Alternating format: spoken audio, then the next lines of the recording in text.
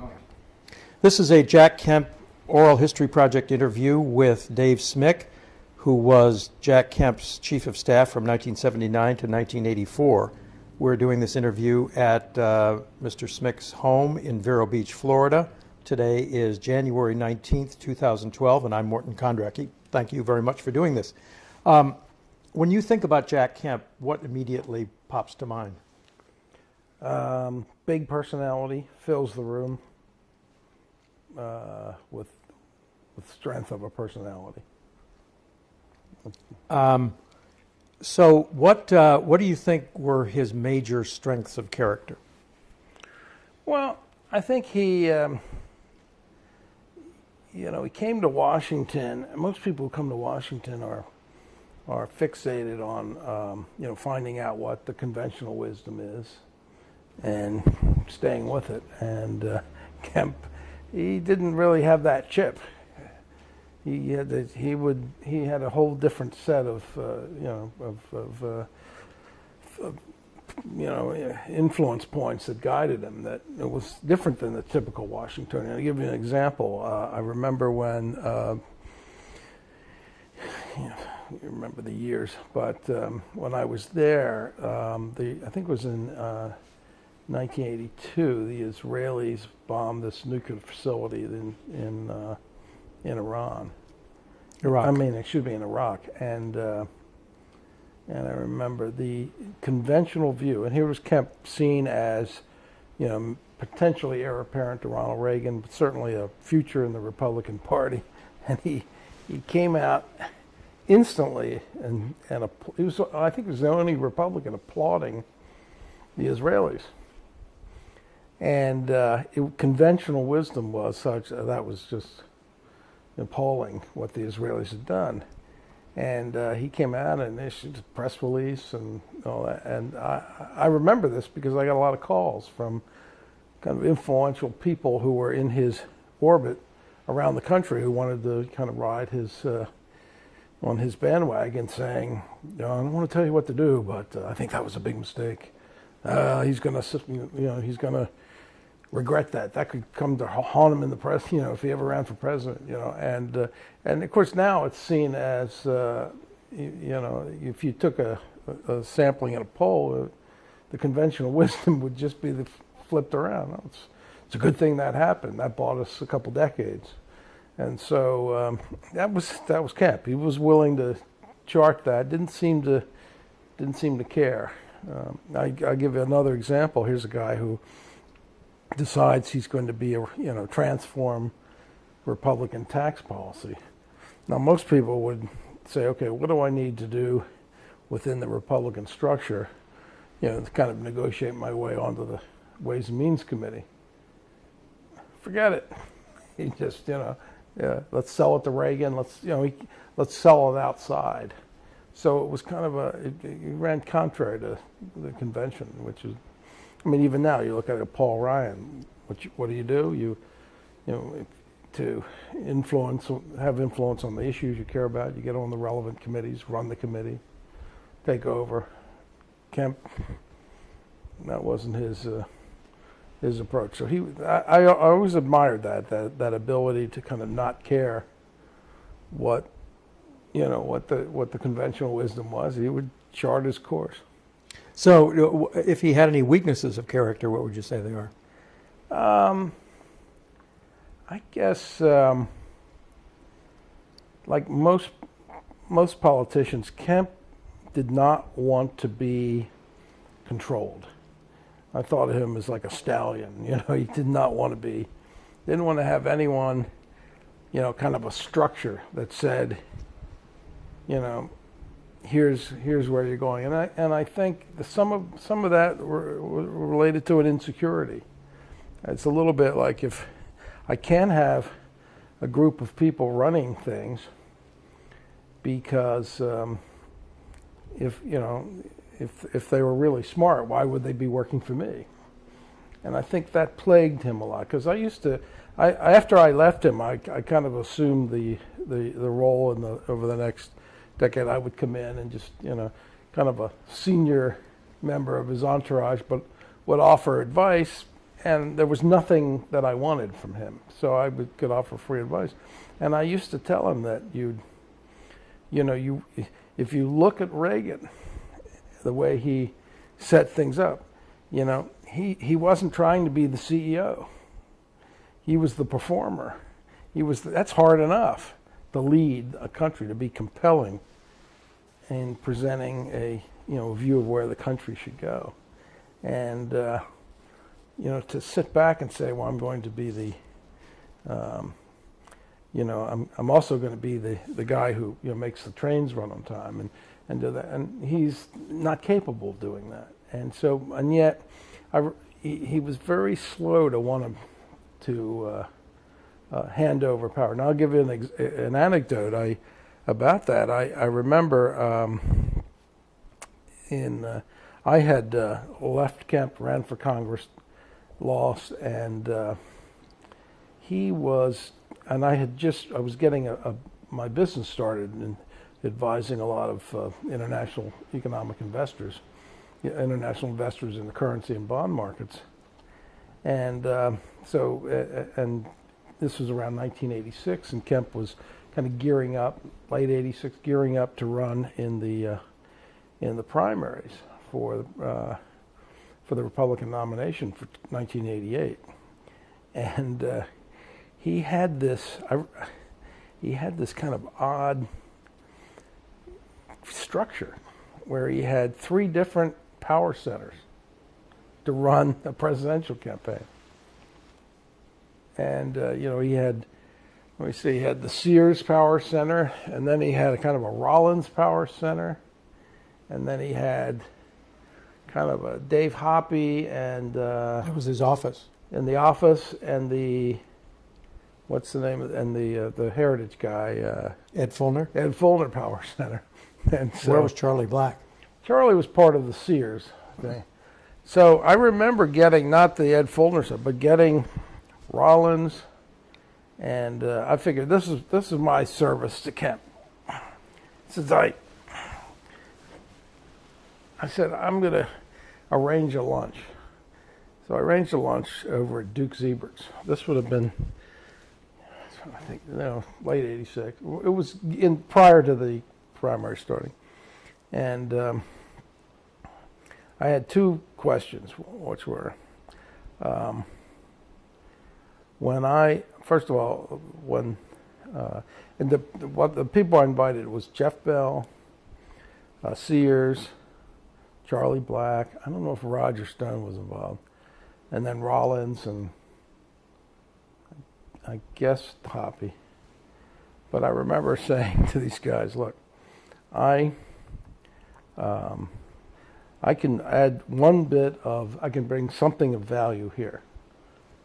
I spent 5 years. I know how this guy operates. He will be a master at keeping you guys at war. When I first met Jack, we interviewed. He offered me the job 8 times, and we were back and forth over a particular point. And but I remember once walking into his office for one of these sessions, and he's reading this book, and I can't remember the name of it, but it was basically some guy wrote a book on how FDR manipulated his cabinet. And I said, here's how it's going to work.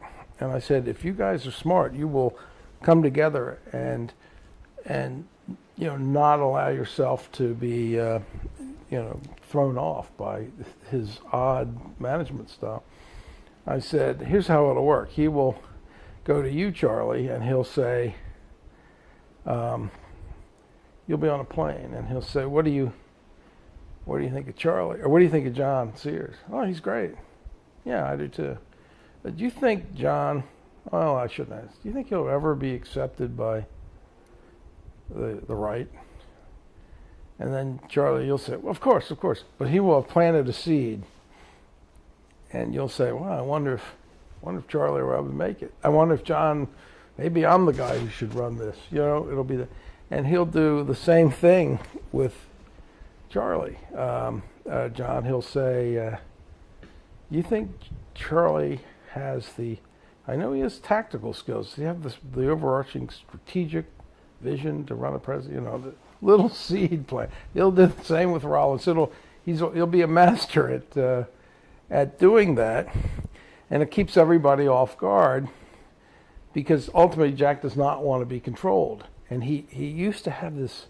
He repeated to me on a number of occasions. He said, "I hate the way Reagan allows these guys to manipulate him, to control him, and I'm never going to allow that." And I said, "Yeah, but Reagan got elected president twice," and he said, "I know." He said, "But and I was in the presence where I remember Kemp and I were with Sears and Black and those guys, and they used to call Reagan the dumb shit all the time. They used to say, unbelievable, we gave him these briefing books and he didn't read any of it, that idiot, and and then I guess Kemp went back in his days when Reagan was governor, and he'd listened to all that, and he had internalized that in the back of his mind. He said, I'm never going to allow them to say that about me, like I'm just the front man. Well, Reagan had the last laugh, and he produced diaries that showed he wasn't nearly as out of it as people thought, and he will go down in history as as one of the great presidents. But who knows where history will finally go? But odds are probably pretty good. And yet, that was something that somehow he actually told me once. He said, the ridicule, even among the money guys when he ran for governor, they thought he was a dunce. He could never win. They were just humoring him. All the car dealers and Justin Dart and the rest of them, they were going to humor Ronald Reagan. Oh, let's do it for Ronnie. He can't win. And that was something Kemp internalized. But I remember sitting down with him after this lunch with his advisors, and I remember at the end of that, I really got a sense that they said, interesting, but nah. They totally dismissed it. And I got to tell you, within months. No, Jack was there, no, Jack wasn't there. No, at the lunch. Dismissed it. Mm-hmm. And he said, no. And I could tell because they all said, no, that would never happen. It was 3-4 months later. There were horror stories, infighting, and the reason I remember the first time I heard somebody say, well, Jack didn't do blank because Joanne says, it's not going to happen. I said, really? I said, well, in 5 years, Joanne never said anything within his congressional office. Suddenly, she just became a pawn in this little internal struggle that involved 3 different power centers, and it was a disaster. It was just exactly. But anyway, I remember going into. This is a little bit self-serving, maybe a lot self-serving, but I went to see Kemp after this, and we had lunch. I think he was still a HUD, and I said to him, look, I'm worried about your situation. He said, you need to have some strong person who runs your campaign. This doesn't feel right. No, these. He wasn't at HUD then. He had left. Well, no. He went to HUD afterwards. Yeah, right. That's right. He was at. He was still in. He went Congress. from Congress. Yeah, he was right. in Congress. I just remember having this conversation, and he said, "Look," he said, when you came on, he said, I never envisioned that anyone would have the kind of control that you had, and that I gave you, because I remember these words, that I gave you, and the truth was he didn't. I just took it. But he said I used to sit and I'd get up and open the Washington Post with Joanne and I every day to find out what I was doing. There's stuff happening, going on, and he said, and look, he said, I have to admit, he said, I spent, I was a backbencher, and 5 years later, I'm a member of the Republican leadership and a national figure. These are terrific years. You launched the whole enterprise zone stuff. We got the Reagan thing, got the tax cuts and all that. He said, but the notion that of turning over control to somebody, and he said, I can't complain. I can't look back and say, oh, he ran the ship. He said, it was terrific. He said, but I can't have that. I psychologically I can't do that again. He said, it happened, you took the reins, and he said, but it was, part of it's just your personality. You did. But he said, and I said, well, I don't think you're going to get elected. And he said, I don't see how you can be the performer and also be the detail guy, the numbers guy. I said, you cannot run for president and be approving fundraising letters. That's insane. He was a control freak then? Yeah, he was approving fundraising letters. That's one reason I went in there. They were coming to me saying he'd been sitting on the desk for 3 weeks. Is this some sort of quarterback syndrome that he's got? Well, I would argue that that Jack would have been president had he played quarterback in the modern era when the coach called the plays in. It doesn't mean he couldn't have done an audible, but he played in the era where the quarterback called all the plays. He was in charge. And, that I think that had an effect. Because I just remember thinking, this is, somebody had, no, can I take this off? Yeah. Okay. So, he was a, he was very much, there was very much this, he was, mentally was thinking, I've got to maintain access control of this. But I knew something was wrong because when we ran him for, I took that job not because I was interested in being a chief of staff to a congressman. He got reelected with, 80, 90% of the vote every time. And I think the last time it was 84, 86, I can't remember, but it was in the 80s when I was there. And they went in by the next election. He won with 54, 56. That would have been 86 because 86, I remember thinking, and then he had a foundation and a PAC, and I left it flush. I remember he had $2 million in the PAC, in the foundation. But I remember, and they went, and the PAC had plenty of money, and they ran that down, running 2 sets of ads for his re-election in Buffalo, in which part of they ran ad. They had a gold standard ad. They had that was going to be a laboratory.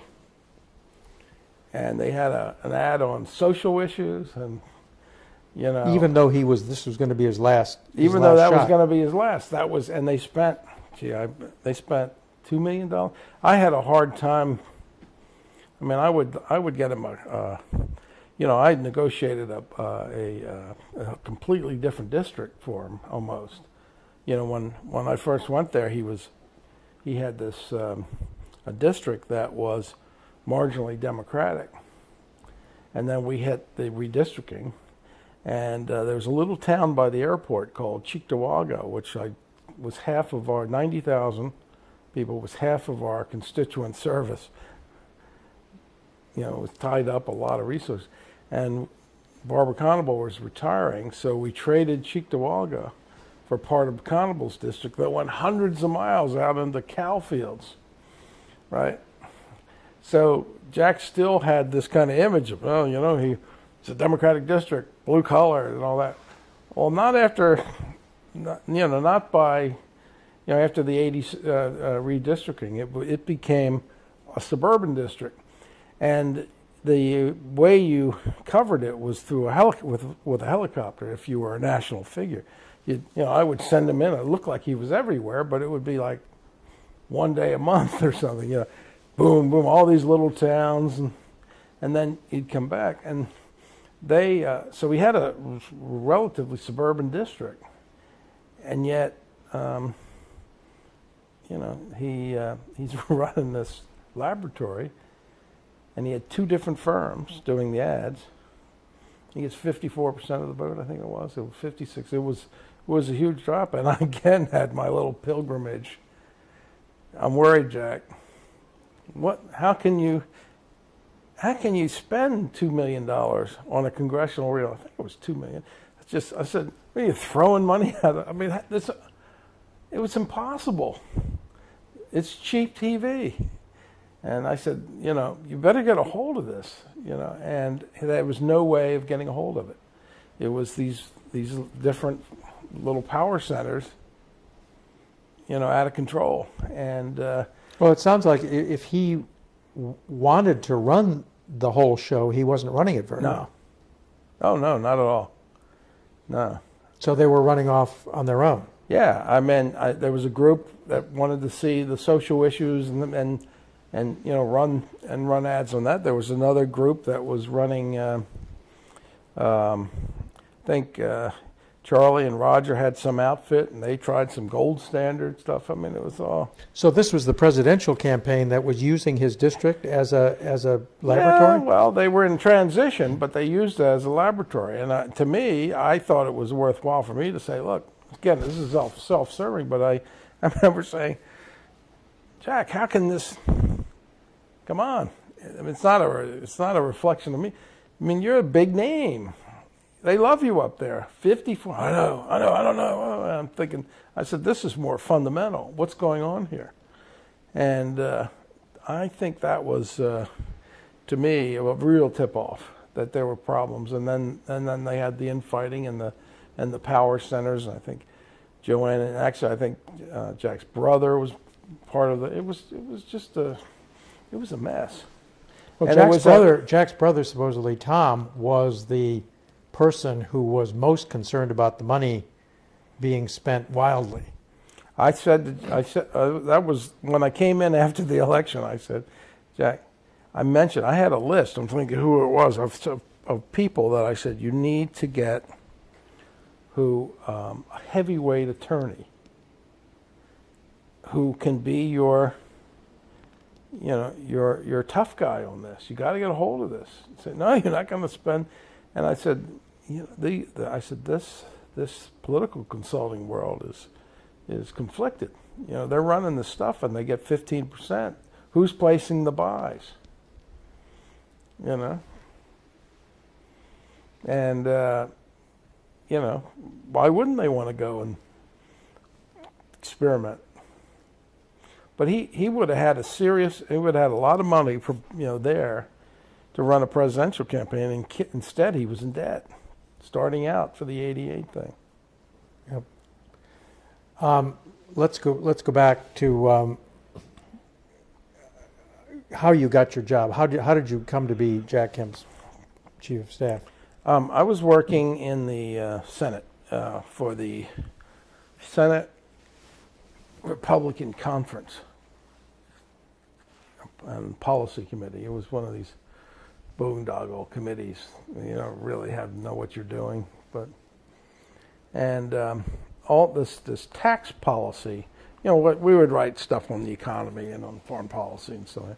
And but I remember going to the staff director and saying, you know, the Jarvis, the Proposition 13 had just, this was in California, 78, or maybe it's 77 in the bill. That's getting very big. And I said, and then there's this stuff that you're seeing in the Wall Street Journal editorial page, you know, the Kemp, Roth, you know, and there were several others. There was who was the guy that wanted the reduction in the capital gains rate? Bill Steiger. Steiger. I said, we ought to get someone from that world to write a paper. And they had a little slush fund that I think it was like, it was like $10,000 or $12,000. But back then, that was, the top salary was probably 60.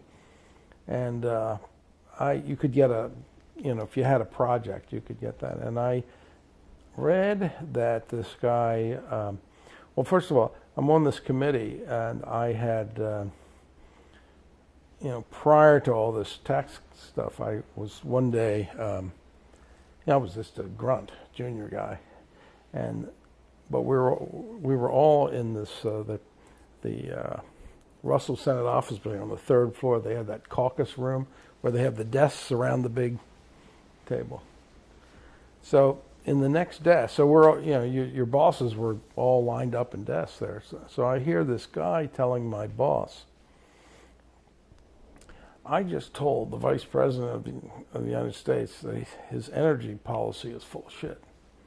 I just came from there, and my boss at the time said, really? Well, what did he say? He threw me out. So I'm a curious, nosy guy. So I got up and I walked around. I said, excuse me, did I hear you just say that you told the Vice President? Mondale? No, Rockefeller. Oh. And he said, yeah. And the guy who was saying this had a black shirt on and a white tie. And I said, who the hell are you? And he said, I'm Jude Winiski. I said, did you really did that? And what did he say? And he said, oh, he got very angry. And then he said, that's why I'm going to write an editorial saying it's total hogwash. This might have been 75, I guess. And so that's how I met Winiski. And He was then at the Wall Street Journal? Yeah. Yep. And we got, He was just visiting in your... Yeah, trying to think. There was a guy named Bruce Barr. He came in and visited. Bruce Bartlett was there too? No, Bruce Barr, some guy you probably never heard of. But he was one of my bosses. He wasn't the staff director, but he was... The staff director hired me. He had written this book called Run Silent, Run Deep. You remember that? Made into a movie. He was a submarine commander.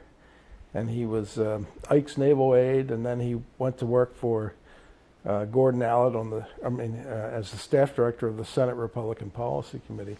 And one of the people he hired on that committee was George Will. And Will was just leaving when I came on. I was like a grunt, and he had just launched his writing career. He used to come in and ask for books from the Library of Congress. But so we're, it was kind of an interesting crowd. But I remember the guy, Winiski, I don't know, he had some connection there. He'd come in and talk to these guys. So I'm a couple of years later reading about all this stuff, and then Winiski would come in, and I kept asking him, tell me more about what you're up to. And real bomb thrower. I mean, one of these guys that you almost too juicy to believe, the stuff he would be telling you. And just amazing character. And like what? Just he had this kind of sense that he was on a historic mission. So it wasn't just we were a bunch of schleps. We were either part of the Red Guard, or we were always in some revolutionary mission. I thought it was always greatly amusing, really interesting to listen to. So I'm reading this thing about Winiski has just been fired. He's handing out leaflets for a guy named Jeff Bell, who's running for the Senate. Beats Clifford Case, who's a sitting senator, Republican, and loses to Bill Bradley. But I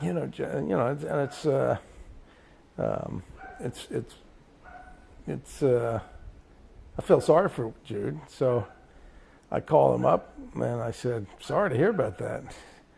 And so I said, well, what are you going to do? And he said, well, I'm going to start a firm, Polyeconomics. I said, great. And he said, you want to come work for me? I said, no.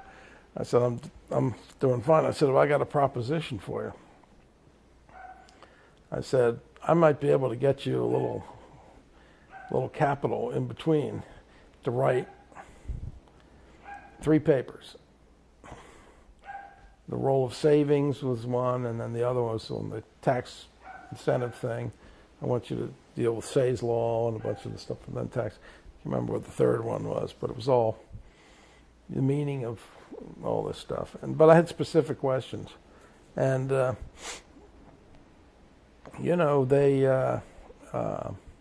and I said a lot of people would be interested. Anyway, he wrote these papers that were. This again sounds self-serving, but they were unreadable. It was all this crap about, the baker had 4 loaves and this and that. Do you remember like the world, the way, what was it? The way the world works. It was all that, and I said, ugh. And had he written The Way the World Works yet? No.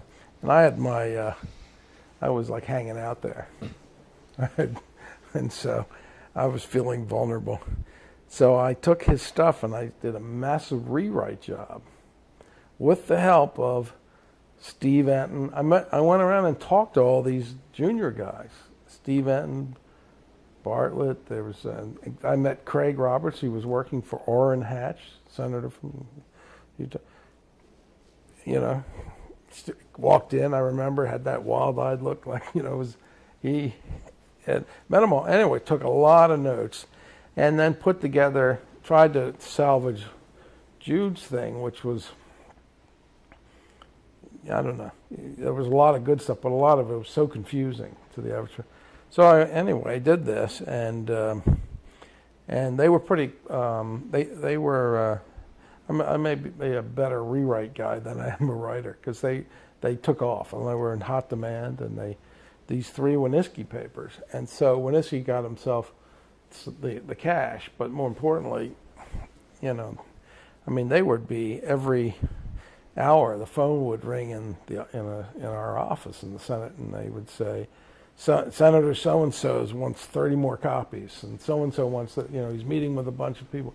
So it was kind of right in the beginning, and it kind of talked about the beginnings of this different approach. And this was supply side. Mm-hmm. Supply side 101, was it? Yeah. Basic. I mean, Kemp had already introduced Kemp Roth. Yeah. Kemp Roth came along in 76. Yeah. There was the Jobs Creation Act. There were a whole series of things, but this would have been 70, well, no, it would have been 76.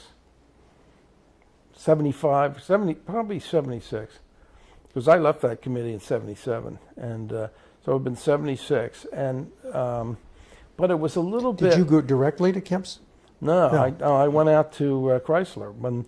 After Ford came in, Beach left, the whole committee changed, and one of the guys I work with, went out to Chrysler as the lead speechwriter, and they offered me a job, and it was paying a lot more than what I was making in Capitol. So I went out there for 18 months, and I remember signing the non-disclosure papers, and I got to see Chrysler was making record profits, and I got to see they're going bankrupt. All their product plans are, and so that's when they started. I was hired to do congressional testimony, to go to, and I come down to Washington all the time. And then, I decided to, I really want to go back to politics, but I was still there when Iacocca came in, and the Iacocca, ironically, and then within a year I came back, and I'm suddenly Kemp's chief of staff. Iacocca then is going for the bailout, and Iacocca would come to our office. This is pre-cell phones. And he'd make calls in my office, in my little cubbyhole desk, little office. And Kemp was voting against the bailout. And he would always say, "You got Iacocca back there again?" I said, "Yeah, the guy's desperate for it." I said, can I borrow your phone, Dave, for a minute? Yeah, he'd be in there 45 minutes. I said it was funny, small one. But I had the point is that when I came back, I went to work on the Republican conference, which was in the same room, same deal. House Republican conference this time. Senate. Okay. And I committed to my boss there. I said, I'll do this. I had to kind of make a commitment. I said, I will do it for 18 months. And my wife she hated Detroit. It's like being at a Washington dinner party and not knowing anything about politics. And everybody's talking, it's all car stuff, So, so we came back, and but that bumped me up to double the salary. Because I said, well, if I'm going to come back, this is what I'm making. All right, they matched that. So this is what year now? 78. And so I'm there, and then Winniski was, would be calling me from time to time. And he, because I had done this favor for him. And then one day he called up and he said, there's a guy named Randy Teague who's with Jack Kemp's AA. He said, you should, I told Jack, you should be his AA. And I, at the time, had gotten a feeler. I wanted to find someone young to ride in the Republican Party and for the future, and not someone who's immediately running for president. And there was Jim Thompson of Illinois, governor of Illinois, and so I had some connections there, and I put out some feelers. And Jim Thompson, his guy called me up and he said, you should come out and meet the governor. And yeah, well, blah, blah, blah. But I wasn't really that interested. But there was a little boomlet back then. People thought Thompson. So the guy offered me, he said, to pay me to write his 78 State of the State speech, which meant I would come out, talk to a bunch of their people, and write this thing. It was a joke, So I went out there, rode around in this big cab that he converted into his limousine, talked to Thompson, sat around in the governor's office, wrote this speech. They used 3 lines of the speech. They offered me a job anyway. I decided, and that's when Winniski called. And he said, no, forget that guy. Thompson, forget him, he's gone nowhere, which is true. And the thing that I came away with Thompson was he's a kind of interesting guy, but very lazy. You could just sense that he was didn't have that hunger. Anyway, so I went over to Kemp just to say hello and and all that, and he offered me this thing, and I said, oh, he had John Mueller had kind of come on as tried to fill in for Randy, and he said, well, but John's you'd be more the back economist, and but the thing, I said, well, what are your goals? And he said, national figure, maybe run for governor, maybe run for the Senate against Javits, but at least kind of to gear up, and forget Buffalo, that's taken care of. So it seemed like, I keep thinking it was 6 or 8 times. We had these sessions back and forth. I kept saying, but I have to be able to hire and fire. I mean, he's got a bunch of little old ladies, and that was his resource, the congressional office, sitting in the back doing mail, and for a guy who's got 88% victories, he doesn't really have. And I said, no, you got to have people, and he didn't want to do it. And finally, we had a kind of an understanding. I would find them jobs, and I found these people jobs. Which goes, you can't put a big heart. I'm not going to. These people were with me, and we found them jobs. A lot of them went on to become like executive secretaries because of the excellent typing skills. But it left then room to expand the staff, or to add on people, and So it took you 8 meetings with Kemp? Yeah, it was like 6 or 8 back here. I remember the last and one. What, You were the the issue, toughest cuss. He said, "You want to come on?" He started cursing me out, joking, but, you know, and I said, no, I'm not going to, you know, come over there. And that the expectations would be, you've got to do some things, and I don't have anybody there. And finally, there were a couple other little deals relating to the job, but it was finally we worked out. The first person we hired after that was someone. I got a thing sent over from Stockman, and it was a Mary McConnell, Rhodes Scholar, husband Mike McConnell. You ever see his? He was then clerking for Brennan, and I said to Mary, I want you to be an expert in urban policy. And I gave her this stuff on Thatcher and enterprise zones and all that. So we're going to get into that. And I want you to really, you're going to be the key person. And she actually eventually went on to OMB after the election, but she was terrific. So I was able to find people like that, and that really gave. Was Bartlett already on the staff, Bruce Bartlett? No, he had left. He had left by that time. By the time I got going, he was there much earlier. Hey, buddy. So he had. Hey, Vic. Oh, somehow they got in. Okay.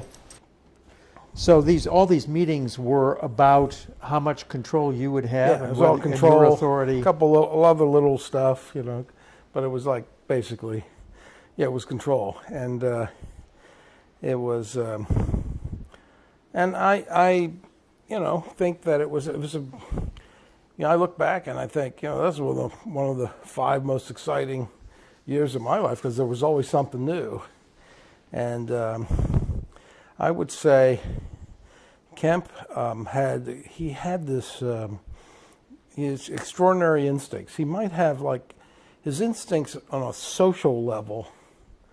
He were sometimes flawed, and that he could walk into a room. I remember we were at some event over in the Senate, and Nancy Kassebaum was there, and she at a press conference, and she was a senator from Kansas, and she said, started just giving what somebody had prepared, a 3-minute little, good to have you here, blah, blah, blah, the economy is this and that, you know, we need a balanced budget, we need this, and so Kemp, instead of saying, thank you, Nancy, he gets up and then does a little lecture on why the goal isn't balanced budget. The goal is, you know, non-inflationary growth. But I mean, I remember the whole time thinking, what's this all about? You know, so he's got Nancy Kassebaum thinking, what an asshole. You know, it's like, and yet on the bigger picture, on the big, you know, the big issues, he had an uncanny sense. Again, to go back, he could reject conventional wisdom, and he could be. You know, he knew in his heart that you had that the whole question of tax bracket creep, which was the issue in the late 70s, in which, you know, middle class families were being inflated into the tax rates of the very rich. They knew, and you know, he knew that was not a right wing issue, that he had gotten into a lunch pail issue that involved the vast majority of the country. And you say, well, everybody knew that. Well, they didn't, I got to tell you. They didn't. Almost the entire Democratic Party rejected it, and the traditional side of the Republican Party, you know, rejected. Barbara Conable, all those guys, you know, and because, you know, theoretically, you know, they didn't acknowledge that if you were suddenly, as a family, a middle-class family, being reflated or being inflated into a higher tax rate, that would have a disincentive effect. It wasn't acknowledged. It's an irrelevancy, you know, and I think he kind of knew it, and that these were. He knew too that you could, when you're talking about moving a top marginal rate from 70 to 28. That was revolutionary. Now they're quibbling at the Bush tax cuts. It's like these little things. It's like a political football or something, you know. But it's not revolutionary, you know. I mean, you know. But moving the capital gains rate down, that was a big deal. You can agree with it or not, but it was big and bold. And in this case, the most revolutionary thing they did is something that most people don't even think or know about. They index the tax rates.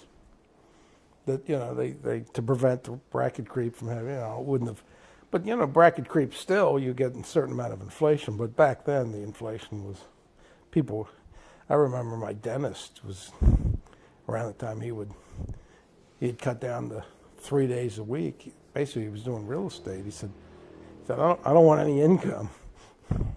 You know, I'm already paying this. So I think that was Kemp, you know, kind of discovered that. He could feel that. He got it from Winooski, though, didn't he? I think Winooski gave him, you know, Winooski, Art Laffer. I think they tried to kind of put I think he had a gut feeling, and then they tried to put some kind of a theoretical veneer around it. So the history, as I understand it, was that he was in favor of all kinds of ordinary business tax cuts, you know, depreciation, rapid depreciation and stuff like that, until Winooski came into his office in 1976, and then they spent the whole day talking about the world. Do you know anything about that meeting? Yeah. Tell me what you know about that meeting. Well, I don't know that specific meeting, but I know they had this. Kemp in the early '70s said, "I want to have an economic growth initiative," and the first round, this was under Randy Teague, and the people advising him, it was much more traditional conservative round, and it was the Chamber of Commerce grab bag, every little business incentive. And this is a famous story, so you can get the actual numbers, but let's say, and he had 23 co-sponsors. And then he finally realized that was not the issue. The issue was that the vast majority of the American people were being reflated into these higher tax brackets. And that, you know, it was and that needed to be stopped and be changed and brought back. And so I think he called it the Jobs Creation Act. The first one was a sound, the sound of it had, the connotation was Chamber of Commerce. Then the Jobs Creation, instead of 23 co-sponsors, you know, 223 co-sponsors. It might have been 100, but it was 123, it was a lot more. And that was Winooski's influence. And they're all, you know, once you get into these deals, they all fight about who had, you know, who really, you know, invented it all, who really came up with this or that. I can't really say, you know, it's too bad Jack isn't here, because he probably, although he might not want to say, you know, great, you know, but. Well, there was actually a kind of a fight between Winooski and Paul Craig Roberts when Winooski apparently claimed credit or gave an interview to the Village Voice or something like that, where he took credit for the whole thing. And and then, you know, Art Laffer and Winooski were on again, off again. I think that the bulk of that friction had to do with more money. You know, they were going to have a consulting firm together, but Art thought he brought more to the table. So instead of splitting it 50-50, you know, they should have. It was that kind of a thing, but it was. But yeah, there was a lot of disagreement over it. There was a little subtle thing. The Roberts and his side, which included Enton and a bunch of people around him, they argued that if you reduce tax rates, that you would increase the savings rate, which I think, if you look back, never happened. or didn't have, and their view of that was not sophisticated enough. Savings, people save for a lot of different reasons. It's not just a tax. I mean, they have fear of the future. You know, some of it is cultural. Some cultures save a lot, some don't. You know, but I think Roberts thought that the respectability for the whole Kemp Roth thing would come from an argument that this was increasing savings, which would, of course, nullify any temporary increase in the deficit. Winski's argument was, you'd get these feedback effects. It would be self-financing. And the reality is it's only self-financing in the upper income levels, which it is. You know, you asked about Obama. One reason I was intrigued with Obama, but I thought when Obama, during the campaign 4 years ago, was asked about, who was it? Somebody asked him, CBS or something. ABC. Yeah. Charlie. Yeah, Charlie Gibson. You know, these aren't right-wing reports. These are serious studies that show you reach a tipping point, you drop the rate. I mean, you raise the rate, you drop the rate, excuse me, you increase revenues and vice versa, and he didn't care. Fairness. Thinking you're gonna have the budget more out of balance to be for a political gesture. Didn't make sense to me anyway. But this was, I think that you have with Jude, he really pushed that notion of the feedback, and it was probably a mistake for Jack to, he never, when I listened to his speeches, I don't remember him emphasizing that. But when Jude was, pushing with every reporter in town, it was hard for Jack. I mean, Jack argued that the taxes would all pay for themselves. Yeah. And Laffer, did Laffer? Well, that's part of the Laffer curve, but I think Jude really emphasized it, Jack, I think, was kind of in between. He was he had this side arguing, no, actually savings would increase, the level of savings, the savings rate, and that would help mitigate the effect on interest rates of any temporary hike. And I think, the miscalculation once they eventually sold it to Reagan was simply that they assumed that Reagan's political power would be enough to control domestic spending, because they were going to increase defense spending, and they thought they were going to freeze domestic spending, and the White House couldn't achieve that with O'Neill. Right. So when you arrived as chief of staff, you say that he had not a very strong staff. And who did you bring in then? Oh, I wish I could remember the names. The first one was Mary McConnell. We had a very good guy to do economics stuff, John Mueller, terrific. And, he was a speechwriter. He was there, yeah. And then Bill Schneider was the defense guy. Jack had been on defense appropriations, and then went on the foreign operations. But was he already there? Yeah, Bill was there. He just moved over. And that subcommittee, Jack was the chairman of the subcommittee with Doc Long. Ranking, with Doc Long. And Doc Long was the congressman from the district where I ran.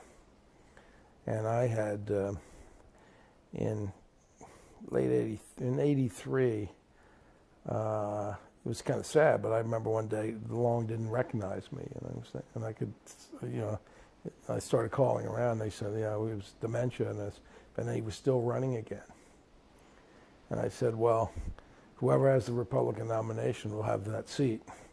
And Helen Bentley had run like 2 or 3 times, and the last time had gotten within a point or half a point. So, opportunist that I am,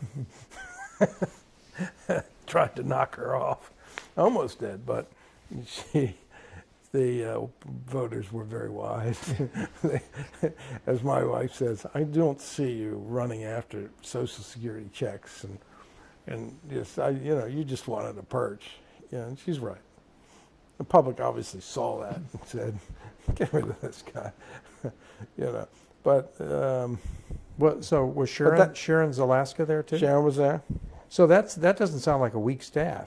No. It was in the back. It was in the back. The ability to have all the legislative people. Now, what various staffers have told me is that that what you say is right, that he would give the same assignment to 2 or 3 different people, and that they would have to sort of talk amongst themselves and figure out, who was really going to do what. That it wasn't really that they don't interpret it as being secretiveness or manipulativeness on Jack's part, but that he was just scattered or I agree with frenetic. That. Yeah. Well, I think he there was more game playing, but it was much more. I think it was just not wanting to be controlled. Not he had his. That was a big deal to him, not to have that. If I wanted to get Jack to do something, what I would do, if I said, "Look, we're going to do," is I would call a series of people that I knew that made a big deal. I would call Irving Kristol, and I'd say, "Irving, got an idea. Blah, blah, blah. What do you think?" And they either agree or not, but you usually agree, and he'd say, or add a twist. And I called several other people, depending on the issue. But Irving was always a favorite. And then I'd get 2 or 3 others, and sometimes it'd be Sears. I'd call, and I go to Jack and say, "I think we ought to do blah, blah, blah. Irving thinks we should, Sears, so-and-so, and so-and-so. Make your call, but we got to make this decision quickly." Irving thinks that? Call him. I talked to him just yesterday, and he's kind of boxed in, and then you say, but the other thing was I would just pluck a number out of the air. If we don't have this fundraising letter out in the mail, we're losing $10,000 a day, which seemed back then doesn't seem like much. I'm glad he didn't say that. How did you determine that? But that's what you're losing.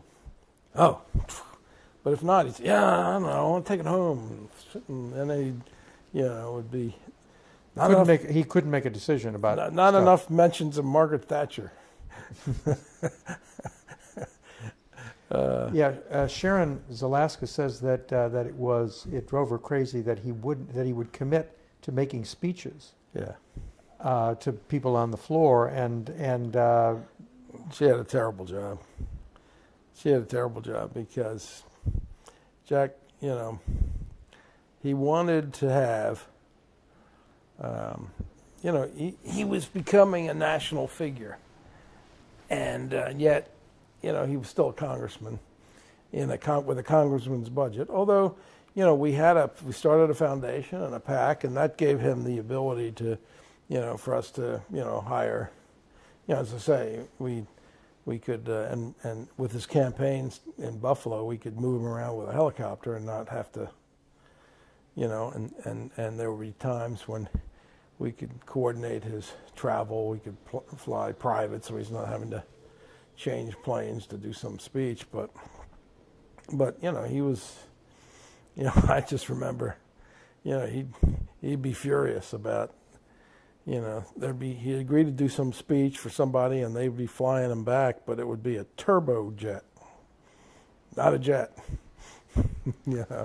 And he was, I guess if your expectations are, I agreed to do the speech because I can get back in 4 hours from Phoenix, but I'm on a turbojet in a little tube for 6.5 hours, not good.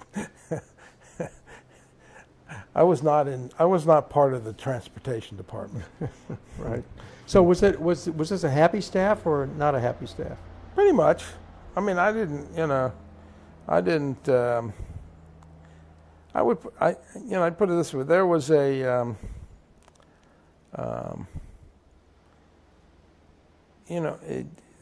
Increasingly, it got to be kind of two worlds.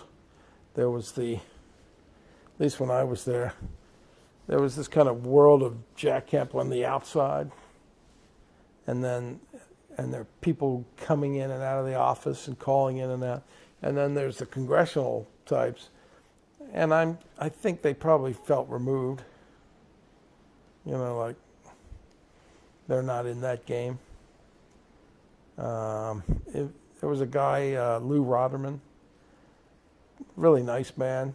He took it well, but he was the press guy for a Buffalo congressman, and then suddenly he's got a national figure, and he's being relegated to the Buffalo. And I had this guy, Matt Carey. Do you remember him? He was suddenly doing press, and I did a lot of the columnists, the Broders, and people like that. But there was a natural. The exciting, the glamorous stuff was happening outside of the office.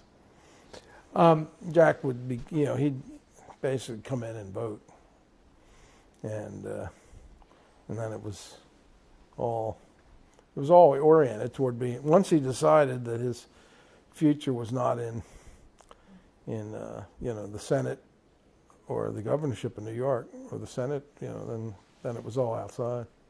He used to come and see us all the time during that period before Rupert Murdoch. I saw Rupert at a thing a while back, and we were talking about that. He said, I tried to get him to run for governor. He said, I pounded him. I said, I remember you'd come in. I was in short pants, but I said, but I said, to tell you the truth, I could tell he was just diddling you. He had no interest in that.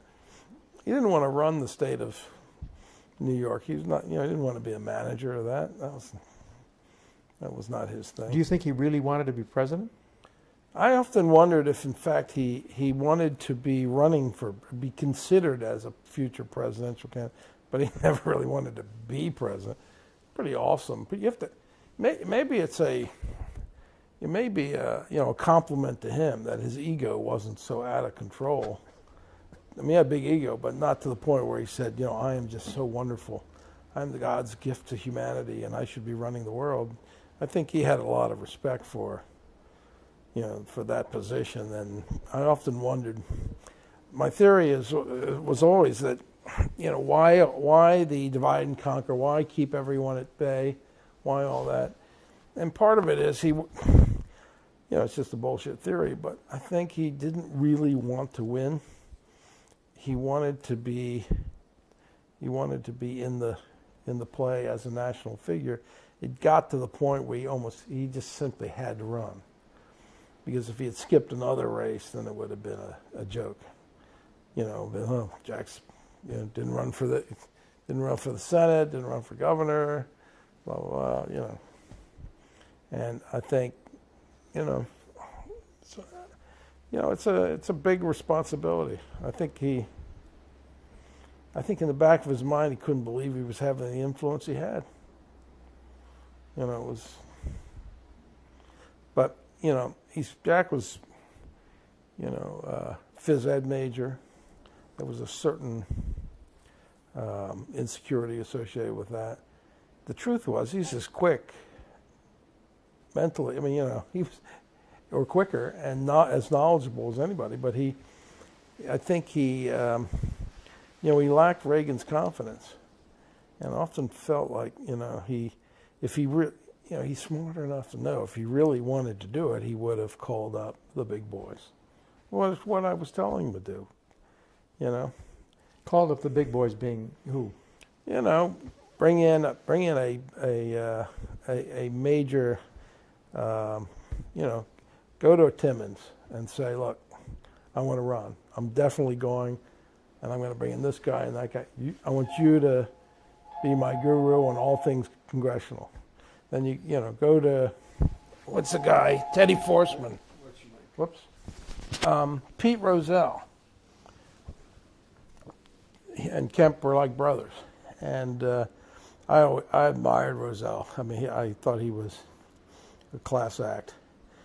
And Roselle never put up any money for Jack's congressional races. And he always said, Jack, if you want to run for president and you're really serious, I'll be there and I'll turn it on for you. And but Jack never, he didn't run. And then by the time '88 came, Pete was gone, or he had cancer. And Carrie, his wife, Carrie Roselle, did some stuff, but it was, I mean, you know how there are people out there who are serious in their professions that don't just crap around with campaigns, but once in a while will weigh in. He would have been a guy. I don't think there's anybody in the country that they got a call from Pete Roselle and said, I want you to go raise X amount for my friend Jack. I'm the chairman. He would have to have done it in 1980. Running against Reagan. Yeah, I mean, he could, he would have had to, I mean, unfortunately for him, by '88, Pete was gone, but there were other people, and that in his world that he could have, if you really want it, in 1988 there was a fluke in the schedule, just prior to I'm trying to think, one of the primaries, it was it was pretty late, and Jack had a shot at Bush.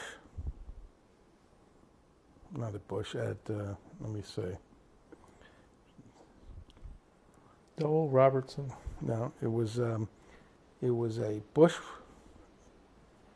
in '88. They were in Houston, and there was a debate, and I guess it was Dole and Robertson. There was a screw up, and they weren't there, or there was a conflict or whatever, and Kemp had a direct one-on-one in a major debate, and everyone in the Kemp orbit was saying, Jack, take this guy down. This is like your defining moment. You have a shot, and and so I watched the debate. It's a love fest. It was unbelievable. It was a slugfest? Love fest. Love fest, I see. It was this is something very curious to me. Here you have a guy who was highly competitive on the tennis court, highly competitive on football field, was playing a contact sport, right? Played hurt all the time. Highly competitive with his own people. And yet, when it came to hardball politics, couldn't play it. I just was amazed. It was all, he just, it was all love fest. Like I'm campaigning to be vice president or something. I don't know.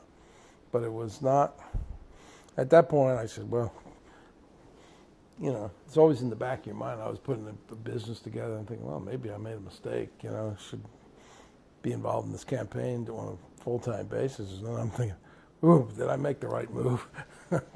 It's not serious, Were you at all involved in the Winooski Laffer plot to get him to run in 1980 in order to be selected vice president?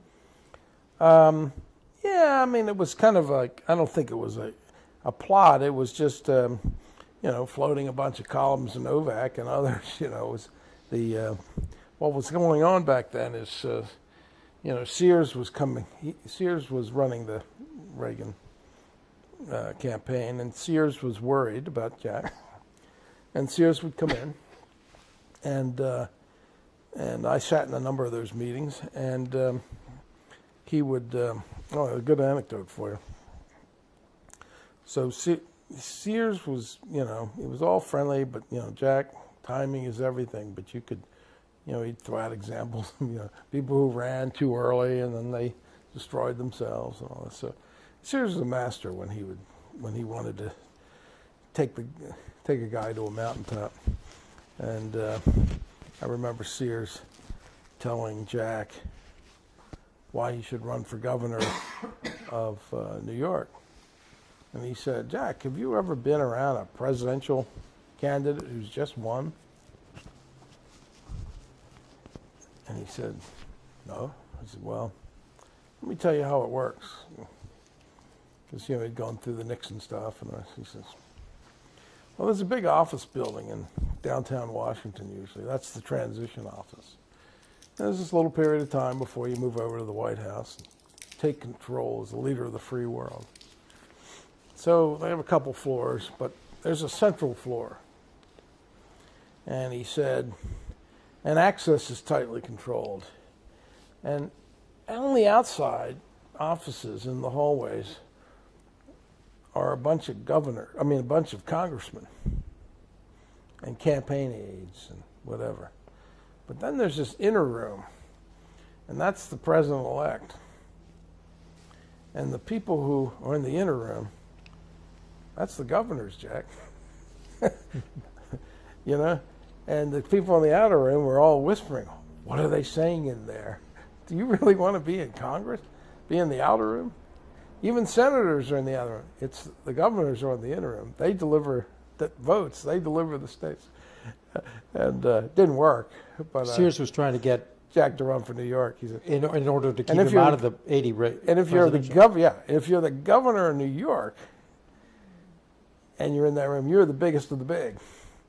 But you're in that room, and that guy's asking you, so who should I have as my cabinet? But John would come in, and then there would be leaks from Art and Jude and all that. Usually, how about you? Oh, I've never done that. No, seriously, were you leaking of course. the possibility that that he was going to run for president? Oh yeah. And John would then start coming back more frequently, and so we, even though we knew Jack wasn't here, John's his concern was age. It wasn't like Kemp had a big organization or anything like that, and if only he knew. But it was age. It was, that if you recall, there was a real doubts about Reagan's age, and now they got Ron Paul running. He looks like he's 100, but he'll be 81 or something when. Anyway, that was a big deal, and the feeling was that people would look, gee, here's a young Kemp, a young Reagan, Jack Kemp. Might as well go with a younger guy, But then one day, Sears came in, and he said, "Look, I've got something I'll tell you in strict confidence. You cannot tell anybody." And but it might affect you, Jack, if you want it. Marty Anderson is like I'm trying to think what the policy was like. The chief,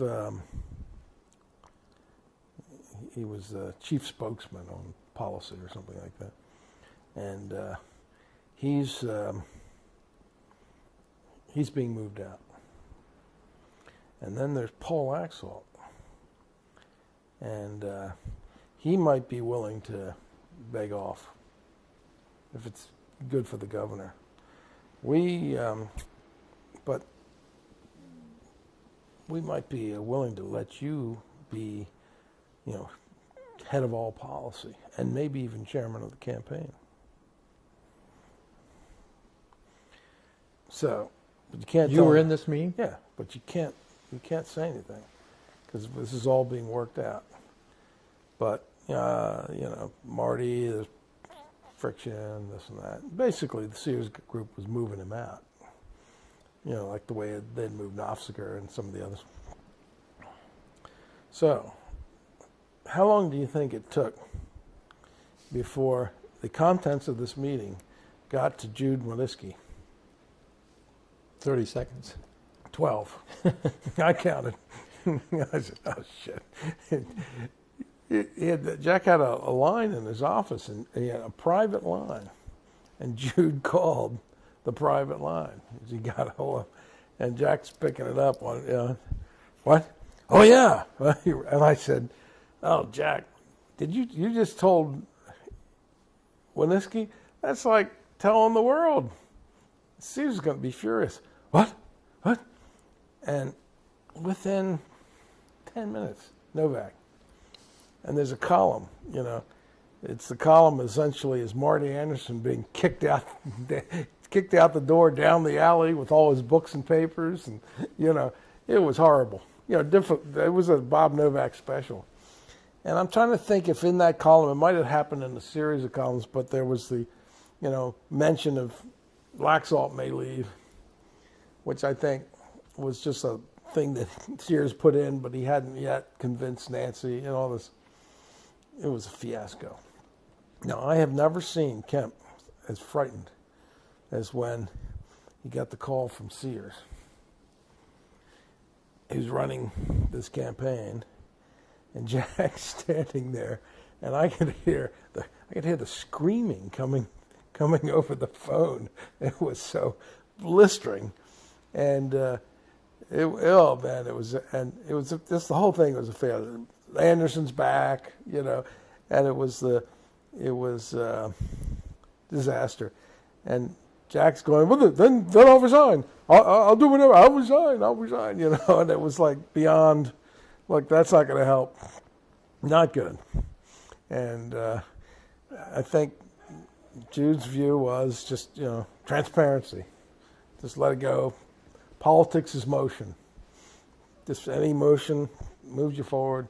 Fiasco. Because Jack could have been chairman of the campaign.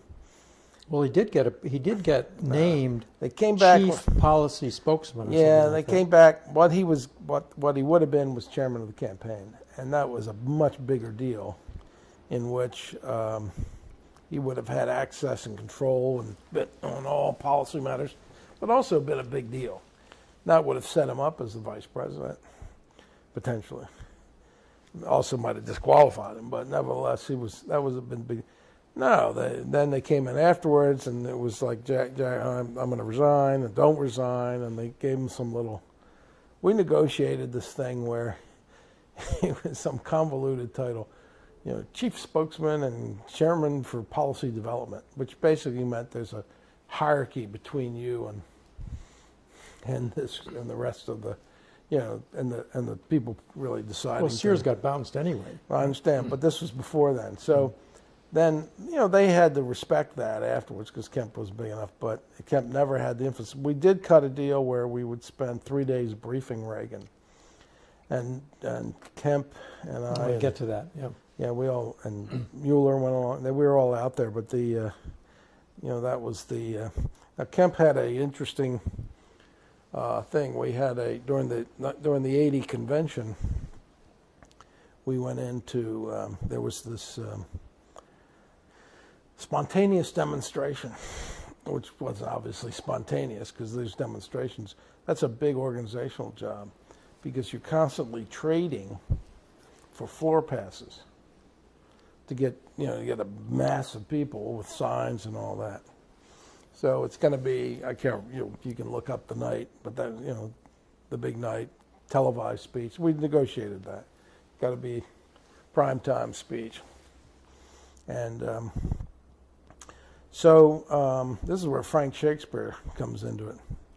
So we get this, we go out to, it was in Detroit, I believe. We got to Detroit with a draft of a speech, which I thought was terrible. And so we, John Mueller and I stayed up all night and rewrote the speech that he had. I can't remember who wrote the first draft, someone on the outside. And but we put together the speech. And then Frank Shakespeare was going to be he volunteered to be speech coach. And so we go. Frank, I'm surprised you didn't remember this. So Frank is down. They had these slotted times where you could go over and practice the speech. So we go over with Jack, and they fit the speech in the teleprompter. They had a practice area. And Jack had never used a teleprompter. And he also, he can't see. And he doesn't have contacts. He has, glasses, but he can't see, to read the teleprompter, or he can't see without squinting. And when Frank went through, it sounded like a guy saying, "How now, brown cow," 50 times. You go, oh, geez. It was terrible. And so it was after that first time. That's when we went back. Mueller and I went back and stayed up all night and rewrote the speech because it had none of Kemp's words. It was someone on the outside had written it. How would somebody else on the outside? I don't know who had written. I just remember saying, "This is not him. This is," and he's out there speaking off the cuff, but he did have enough. So anyway, we wrote this speech, and I thought it was a good. By the time we're through with it, it was pretty good. And so we go down for another run. And at the time, I remember Jeff Bell was there, and it was telling me about some guy who was an expert with contact lenses and helping people. So we're talking to Jeff. Maybe Jeff knows this guy. We'll get these contact lenses. You got to be able to see the teleprompter. Did Jack wear contact lenses? No, he had glasses, but he wouldn't want to wear the glasses. Well, he wasn't going to wear his glasses making the speech. Yeah, he didn't want to do that. So, this is a fly-by-night after the congressional office with a few hangers-on. So, anyway, so he keeps practicing. Every time I would call Frank, how was he? Well, it's not good. And that morning, he practiced again. It might have been the afternoon, and it was particularly bad because at that point he was really getting tired. So, you do what you do. And so we, that night, he is supposed to go on right after Barry Goldwater and right before Henry Kissinger. And then that was the lineup that night. And then you hit 11 o'clock from the And so Barry Goldwater, goes on forever, and they can't stop him. He says, "This is my moment. I'll probably be dead the next time." Who knows? But they could not stop him. And at that time, we're in a panic because we got all these people out there who've all, their signs, and we got this big thing be draped across the convention for, Kemp and 80, VP, It's a lot of people involved in this thing. All designed to affect the Reagan campaign? Yeah. It's all, But the whole time I'm saying, this is going to be a disaster because it's going to be how now, a guy's supposed to be dynamic, future of the party. And it's like, we are here to, it was frightening when I look back. How did it come off? Well, I'll tell you. So there's a guy up, who's a Congressman Evans from Delaware. What was that? What was his first name? Congressman Evans. Do you remember Delaware Congressman? One of the Kemp's friends. And he had the job up on the stage of kind of like, he was a little stage organizer for the convention. He did a pretty good job. You got him right in the middle of everything. So you would come up under the stage, and then you'd come up these steps, and you'd come out, and then they would coordinate with the person would start reading your introduction, and then usually it was like somebody would introduce you, and then you'd get up and do the speech. So we're waiting there. Goldwater's going on forever. I'm going, oh shit. So the word comes down from Mike Deaver, and he says, Kemp's out. Kissinger goes on next. It's 10:30, And that's just when, Goldwater had finished, or 10:20 or something like that. And you're out, and then we said, what? Kemp gets on the phone. All right. Yeah, Mike.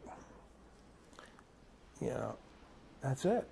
He's been bumped to the next night, which means it's impossible. Of course, Deaver, I'm sure, didn't want to have the pressure of this spontaneous demonstration. So Kemp says to me, look, we did our best, whatever. We'll regroup for tomorrow. So he walks out of the little stage, behind the scenes prep area, and you walk out and you're kind of like in the arena outside, the little ring, the wall, hallway, like it's back in the stadium, goes there. But there's a mass of people, and he walks out there. Anyway, so I walked back in to see Shakespeare, and I hear in the back, I hear this. And then he played for the San Diego Chargers. And so I start up the steps, I'm listening. And Tommy Evans, that's his name. And I said, come to find out, the call comes down to Evans, cut Kemp, put on Kissinger's going next. And Evans said, the hell we are. And he had this woman who was, I think she was some office holder in California who was going to read, the little brief introduction. And he tells this woman, introduce Kemp. Do it. Well, they said, do it. Introduce Kemp. So she gets up and introduces Jack Kemp. Meanwhile, Jack Kemp's nowhere to be found. I mean, I remember saying, you mean he's on? Yeah. And I race down and I look out and I see the sea of humanity going, like, it's like being at a football game, when you're underneath. And you say, but that hair, see this big shock of hair. I start yelling for him, and I race through this crowd. Out of my way, out of my way. I get up and say, you are going on right now. What? Kissinger's out. On. He runs back. That guy, he's lived a charmed life. He had some kind of a good luck charm. He runs back. He climbs up the steps, okay? Talk about adrenaline, right? He goes out. He doesn't even look at the teleprompter beyond the first two lines. By that point, he's memorized it. But, when you're trying to use he didn't realize he had internalized the thing. He gives the speech of his life. And it's all this big rush. And the demonstration, the quote-unquote spontaneous demonstration that takes off, it was spectacular. It was his introduction as a national figure, which almost never happened. And I just remember that thinking, little things in life. Evans, the guy, a guy who's just said, screw you, Deaver. No, I'm not doing that to, I remember, and then Henry is there, befuddled. Well, doesn't get on prime time. Doesn't get on. No. That's funny. Yeah, it was funny. But Kemp had no chance of being vice president. No. It was hard to tell. We went back and forth. As I understood it, it was, the word that came back to us was that Meese said to the president, now Meese may deny this, but, I heard it from people very close to this. They said to the president, you can't do Kemp because of problems in his personal life. And there was a thing that went back when Reagan was governor on a homosexual issue. And that was, I asked Kemp about it when he was, long before this. What is that? Tell me what it was all about. And this is his take. He said, look, when Reagan was governor, I was playing football, but, AFL. He said, I was the equivalent of a glorified intern, in the off season, just interested in politics, hanging out, maybe a little more glitzy than a regular intern, but basically hanging out. He said there were two sides to the Reagan governor's orbit universe. There was the side run by Mies, Nofzer, Clark, and then there was a whole other side which was run by a guy named Sandy Quinn. And then he rattled off some other names. But that side tended to do the PR. And he said, you know, I was part of, hey, we need a guy to do a speech. The governor can't do it. You know, send one of the surrogates. You know, I'd go in and rattle off some stuff. And he said, but I had liquidity because, you know, not much, but I was making a little money as football, more than the vast majority of people there. And he said, Quinn said, we have an investment opportunity. Are you interested in it? And it's in Lake Tahoe.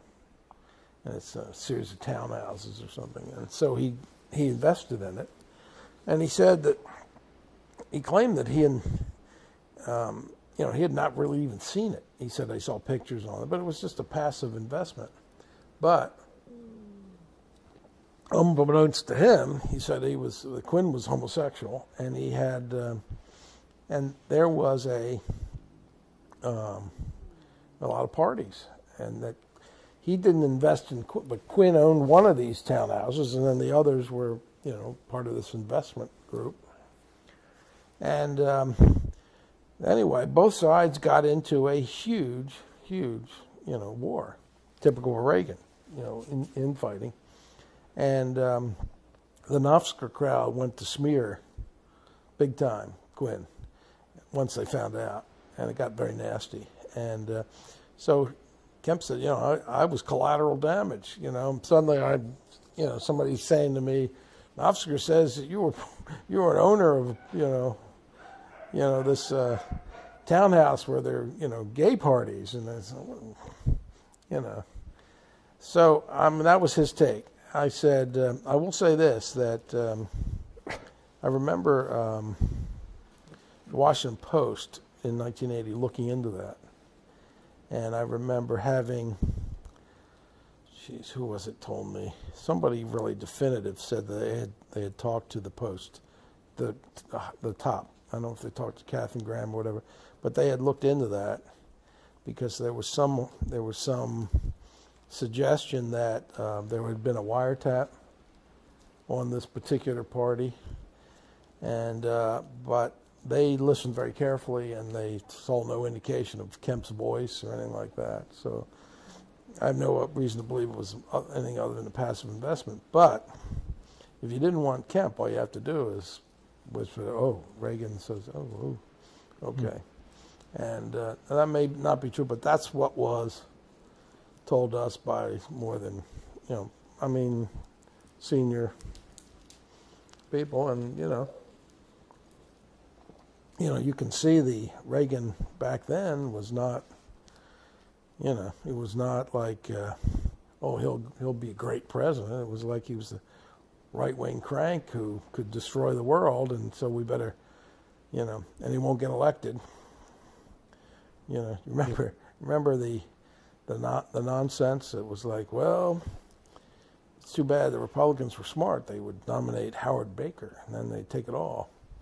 But they nominated this actor. He'll be a failure. He won't even get the, you know, he'll be blown out, and, you know, so much for. But there was a, you know, the view was, well, to neutralize Reagan's, you know, that, you know, right-wing element there, to make him more acceptable toward, in a general election, we would need Jerry Ford, divide the Oval Office in half. What a joke, you know. Right. Or George W. Bush. Let's go to the LAX meeting, where, so this is the briefings now. Yeah. 3 days of briefings, right? Yeah. Now, Lou Lehrman calls this the boarding party. where, meaning that this is where you guys convinced, or Kemp convinced Reagan to make Kemp Roth the basis of his economic policy. Is that what happened?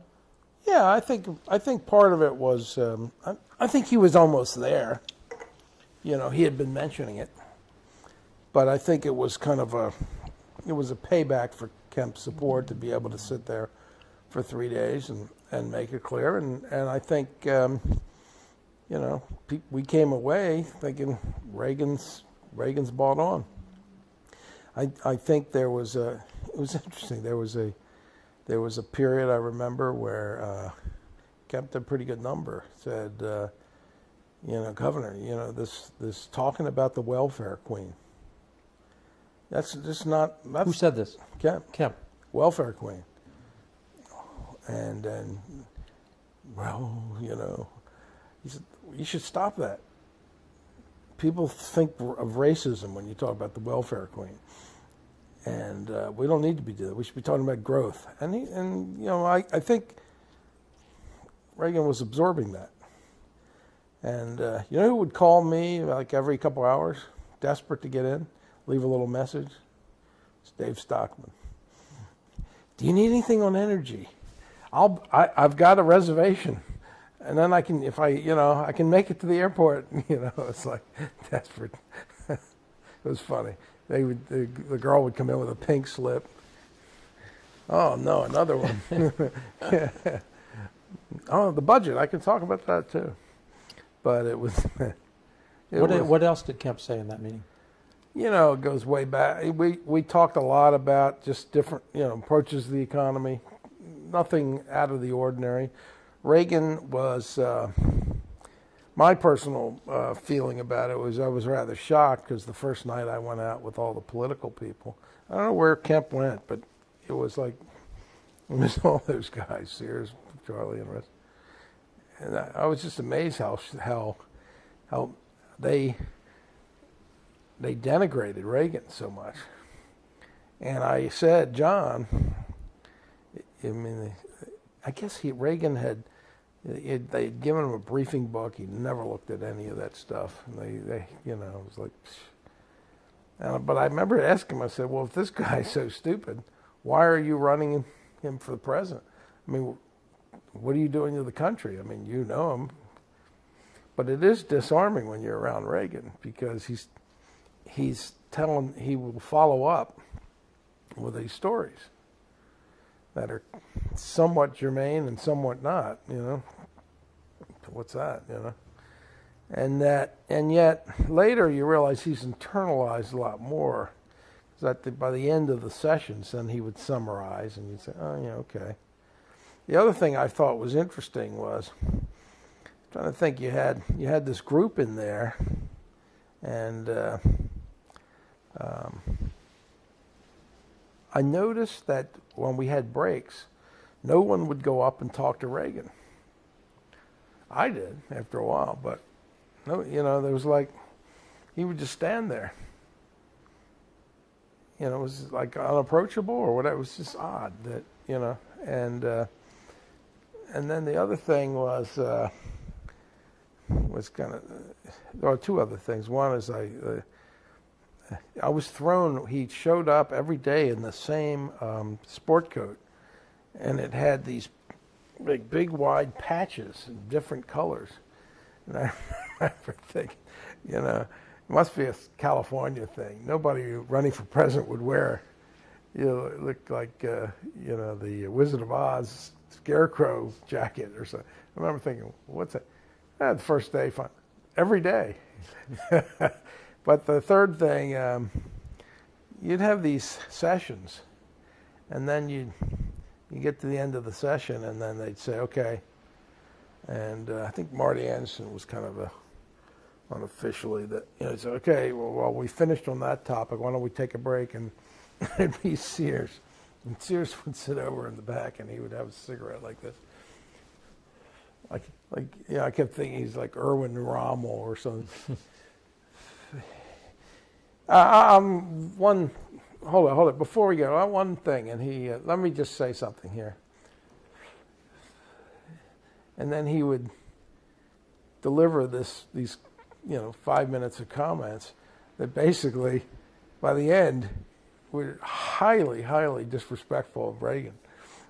And so when he got bounced, I was not surprised. It was like, it would be, he'd pick some story and then destroy it. And it told me there's problems here. There's something going on here. Because it was really unnecessary, but interesting, for a kid like me. I'm sitting there like, what's this interesting, But did Kemp hear any of that? Yeah, it was in the meeting. It was in the meeting? Yeah. I mean, the disrespect? No, it would be like we would be about to end the meeting. I'm thinking it happened at least twice. It might have happened 3 times. We're about to end the meeting, and he would always come in right at the end. And sometimes, before he'd say, no, let's hold on 1 minute. I want to say one thing, and then he would do his little thing, which always I thought, undermined Reagan. Yeah, kind of like, somewhat. Was Kemp offended by that or not? I don't know, but I was amused by it all because I thought, this is something strange. What's this all? I actually put that in my book, The World is Curved. There's a little vignette about, but it was amusing. It told me a lot going on here. And it's curious that Kemp would have trusted Sears to be a political advisor of his when Sears was so dismissive of Reagan. Yeah, but Sears had an aura about him. And Jack always was respectful of that. But of course, he didn't give him control. Created all these little spheres of influence that, What role did Sears play in the '88 campaign?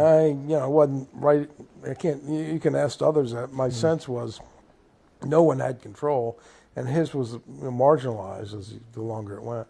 And I think there might have even been divisions that created between Black and Sears. So it was never. It was.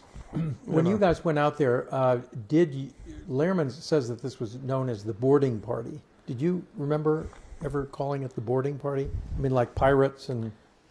No, I don't remember that. Okay. No. I remember he probably wasn't aware that there had been a lot of discussions. I mean, Jack was pounding on Sears and Reagan, to change his economics. In what way? How? And the austerity, growth. Talking to Sears, talking to Reagan? Yeah. Every time Sears would come in, Jack would say, well, he's doing a little better, but he's got to stop saying this, that, and that. And he'd say, well, I got him to end this. And so they would go back, and Reagan would end this. It was interesting. I remember one day... Was Sears the main conduit for... Initially, yeah. Mm-hmm. I remember, and Jack would see him. They might go, he might be on the same speech circuit, and they would fly, they would be together. But this was kind of like negotiation of, things that Reagan was saying that Kemp found troublesome. Yeah, but it was a subtle. But it wasn't like Luke, calls it a boarding party as if it was abrupt. No, it was all developing. I mean, Sears, I really think, saw the economics of what Kemp was doing. He didn't, he was not interested in the saw the politics of it, but he was not interested in the economics as much as you have a guy whose claim to fame was telling a story about the Chicago welfare mother who had, 57 husbands and 300 welfare checks coming in, and it just conjured up all kinds of. That's the Republican Party Kemp hated. He said, and Reagan cannot perpetuate that. He's got to stop that, and he's got to stop talking about inflicting pain. Once you should talk about unleashing the resources of the economy. And you look back, that was kind of the Republican mantra was not that, and it was very much a. It's one thing I think that if Reagan might have been there halfway, but Kemp really pushed him to say, look, your model, your let me just move. I'm gonna I asked Sears one time. I said, "Can you?" I was just playing with him, but I said, "Can you say one nice thing about Ronald Reagan?" This was after Sears was Reagan had been president for a while, and I said, "I know you've had your differences. You got fired, obviously." And he said, "Yeah, he has fabulous instincts," and you know, that said it all. He did that. Sears also had a phrase: Reagan has a sense of appropriateness towards the presidency. He knew how to act like a president, but he also had fabulous instincts, and his people couldn't understand that. Also, but back to the Kemp, contribution to Reagan. People think, oh well, got Reagan to, for good or bad, depending on your opinion, got Reagan to buy into the supply side. But I think it was more important than that. I think that, the Republican political model up until that point was, given that, the Goldwater was a fiasco, but then it was Nixonian. And it was, a model was very much zero sum. And it was keep lists. So you pick out these enemies, and then you get, these are your allies. And if you get more, if the allies are more powerful than the enemies, and you play groups off against each other. So you run on law and order because that sends certain messages, and it brings on one group at the expense of another. And that was kind of the Nixon model. And I think, Reagan, his natural instincts were not the nature of his personality. He was an optimist. He wasn't to go in that. This is the guy who found, always the pony in the manure story. He was the optimist. And I think Kemp, his contribution to Reagan has to be, because I remember we talked about this during those days in California. It was to get away from the zero sum. I don't think anybody called it Nixon, but I always thought of it as Nixonian. The zero sum approach, and try to, which I would say is quickly becoming the Obama approach, and and concentrate on, the Jack Kennedy lifting all the boats.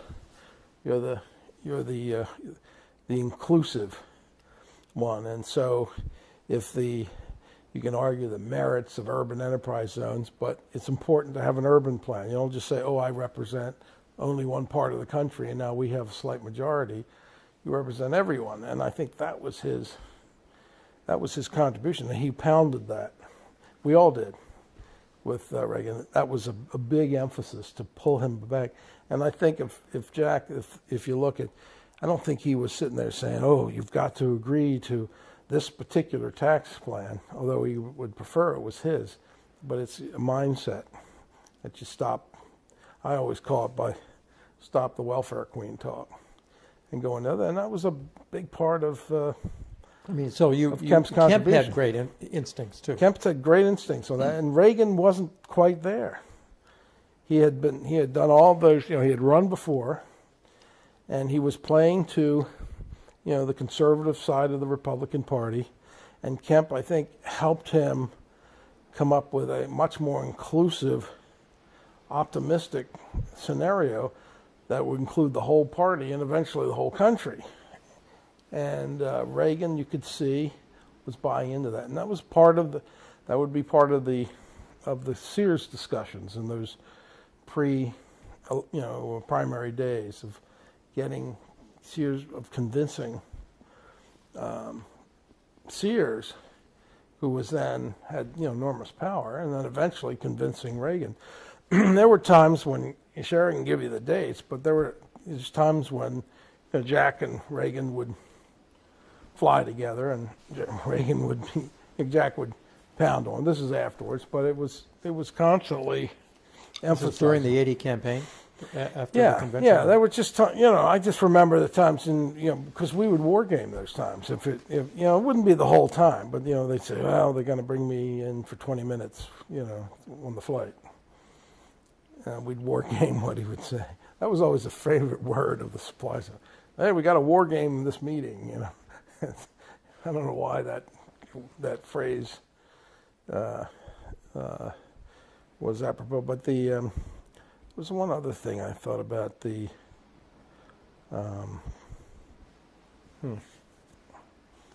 that period with, I'll think of it in a second, but, we did this, I did this booklet on enterprise zones. I went to the House Administrative Committee and said, if I did a book on enterprise zones with a picture in the front, could I frank that? And they sent me back a letter, said yes. So I wrote a piece on enterprise zones. I got to tell you, I think it's one of the best things I ever wrote. And I did this thing about, and it was a speech, but it also had got to some of the substance, but it was about, the approach to the inner city. And so I remember it had the cover of the South Bronx, and we had brought on, who was the guy congressman from the South Bronx? Bob Garcia. Yeah, Bob Garcia, who had a really nice staff. And he was a nice guy. He got into trouble, but really nice guy. And then when late in the Senate, we brought on Chafee, another nice guy. But Garcia, I love those guys. They're just really nice people. I don't know, up there now everybody hates each other, but back then we all got along. But Garcia, I remember we had the Kemp Garcia bill in the front, but it was basically a speech by Jack. And so one day I get in the mail this it was a pamphlet, it's about like that I had franked to the world.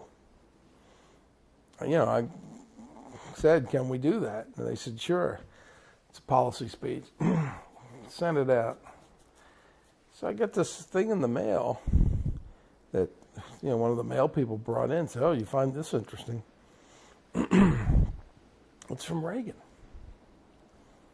And Reagan had taken this thing and all over it, in little writing, he had all kinds of notes.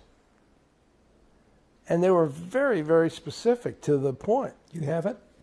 Well, I probably have a copy somewhere, but I remember getting this thing, and then I showed it to Kemp, and he was like jumping around the office because this thing had big margins, and it went on. But I was amazed how detailed Reagan was and how much, and I thought, well, he had been governor. He must have known a lot about urban policy because he was really on it. He had suggestions and comments, this and that. And I said, well, I'll take that. And he said, Jack says, no, it's the advantages of incumbency, Dave. And he put it in a file somewhere. He's got to have it somewhere, or they have it. But it was, I just remember and that was pre-election. That was, I think at first I thought it was kind of a Sears invented, like a little play, little love note for Jack. Don't run. Look, I'm doing your stuff here. But then I began looking at the notes, and it wasn't like underlined great line or important point. It was crammed in. In California, I did this. Have you thought about this? Have you thought about this? Really interesting. And unfortunately, and I said, well, let me make a copy. So I made a copy, but I probably have it somewhere. But I did have a lot of stuff from that era. And we had a basement flood in one of our houses way back. And it might have gone with that. I had some campaign stuff that went too. I wish I had, old pictures and stuff, but it was about that much water. And, how smart do you think Jack Kemp was?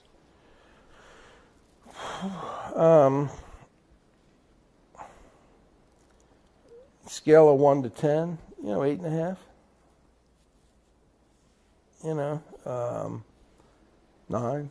It's quick, very quick. And he had a style that he adopted, which I call it kind of a deliberate bravado that kept people at bay. So so they couldn't get too close. And again, I think it goes back to that, I'm just a PE major. The reality is that he read a lot of books, and he's very quick, and he knew a lot, and he was inquisitive, and that should have never been an issue. But I think he needed that bravado to, I'm sure you have been around, so, keep you off base a little bit. Jokes, barbs, this and that. And that's because, I don't want you to get too close to me, because you might find out I don't have a PhD in nuclear physics. And I think, Jack, he didn't really need to worry about that. It was, he had all the brain power he needed. Some of it is temperament, some of it is, to be successful in that, instincts. Reagan had that. Did he have any really close friends? I mean, close friends? I think so. Who? A lot of former guys in California. If I went over he stayed in touch with. Yeah. Yeah, no, he was not a loner in that sense. He was also, he had Reagan's sense of optimism, and he wasn't mean-spirited. I mean, you couldn't, he wasn't the guy who, I've got to take lists. I'm going to take you out. In fact, the times when he should have been tougher, like with Bush in that primary, just wasn't his, that wasn't in his personality. You were there. How did he take it when Stockman, who after all he'd gotten the job at OMB, then comes out in the Atlantic Monthly with Bill Grider and says that this Kemp Roth is all a Trojan horse and a. Well, if you look at what Novak wrote 28 columns about that, each one more and more embarrassing for Dave. Jack would have written one. I think he was initially brown, but he was not. He didn't have that. I'm going to take him out. It was more of. Well, he doesn't know what he's talking about. He's poor Dave. No, he wasn't. I was surprised because the people around Jack were really doing everything they could. And I think Dave, I think Winniski probably took it the hardest. And Winniski with Novak, and convinced Novak that, that Dave was like mentally a little unbalanced, and that seeped into the column, and I'm told that Stockman was, unforgiving. They called me a whack job. But hey, Stockman, did what he did. He didn't need to do that. He could have just said, "Hey, I'm quietly moving on. I don't agree with you anymore." But that was all. Look at me. So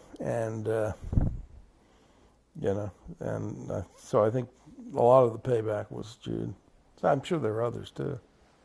So I got to tell you though, I used to sit, occasionally, I'd go. There was a guy who was his chief of staff, Dave Gerson. I think that was his name, and I'd go over and sit, and then Stockman would come in once in a while, over in their congressional office, sit down. It would be late at night, just to chat. And I always got the sense with those two that, everyone is an asshole, except for me and Jack, but everybody else. And then I kept thinking, well, when I leave, it's just Jack. No, well, you know what I mean?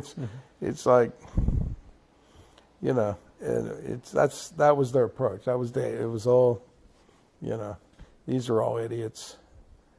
And Jack was just the opposite. You know, he was. That was probably his secret. He was not. He was not take no prisoners. It was much more. You know, he had a lot of flaws, but that side of Washington never appealed to him. You know. What other flaws did he have?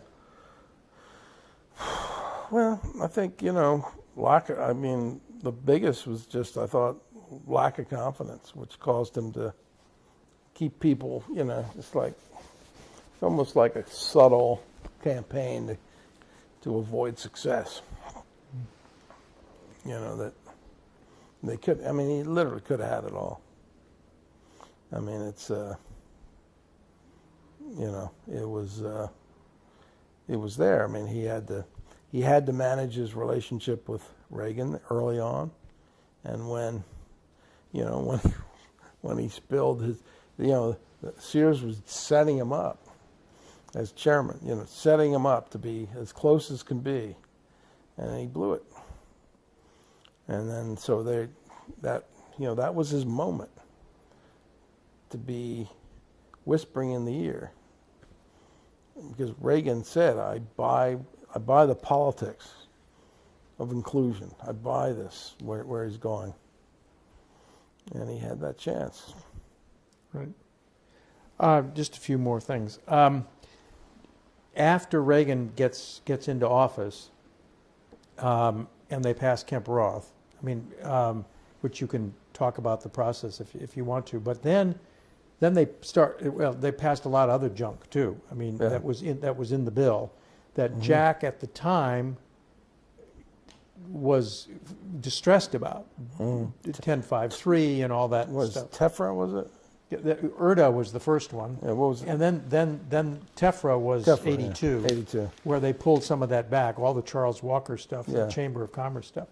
But as I understand it, Kemp, when the stuff was being added to the bill, Jack was distressed that all that stuff was going in. Well, the argument during the negotiations, his argument was you should move the personal tax cuts forward. And they were going, no, backload it all. And, so I think, and it was only 25, and it was backloaded. And I think the idea was that, once this fervor is over, Reagan will come in and reverse it.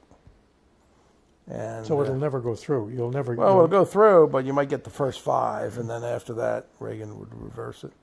And I think part of the 1053, it was never big on Kemp's agenda, but people would come in like Richard Rahn, Black Patch, and Roberts and others, and say, this was the coalition. This is, it was essential to have this because they would not have supported the individual rate cuts. It was a deal, so you have to. And Kemp never had any heart for it. Like, who needs that? He was much more interested in the indexing and the capital gains and the personal rate reductions. But the problem is that they backloaded that. So he said, here you have Volcker is crunching the economy, breaking the back of inflation. And by the way, I used to argue that to Kemp, and then Winnicki and the rest of them used to say, well, you're just a Keynesian. That's okay. And he's not for gold. But I used to argue, you should make the argument that, all the positive stuff being said about Volcker, you broke the back of inflation. That's true. But he did it because Reagan allowed him to do it and look the other way. And if you had not had the Reagan tax cuts, instead of a deep recession, we would have had a depression. So the Reagan tax cuts were absolutely essential toward allowing the Fed to Volcker to break the back of inflation. They hated that. That was like Kemp called for Volcker to be fired. That was Keynesian. Yeah. Well, I think the argument was when Volcker was. Let me go back. The supply siders were the first people to identify monetary policy as even an issue to discuss. And you look back, and I would argue. I mean, I remember Alan Murray.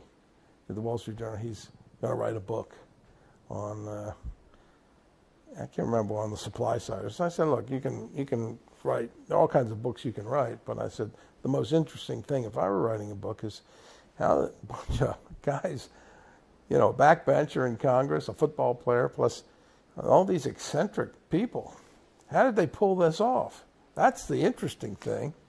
To me, if I'm a historian, I'd say, why is that? Yeah, how do they do it?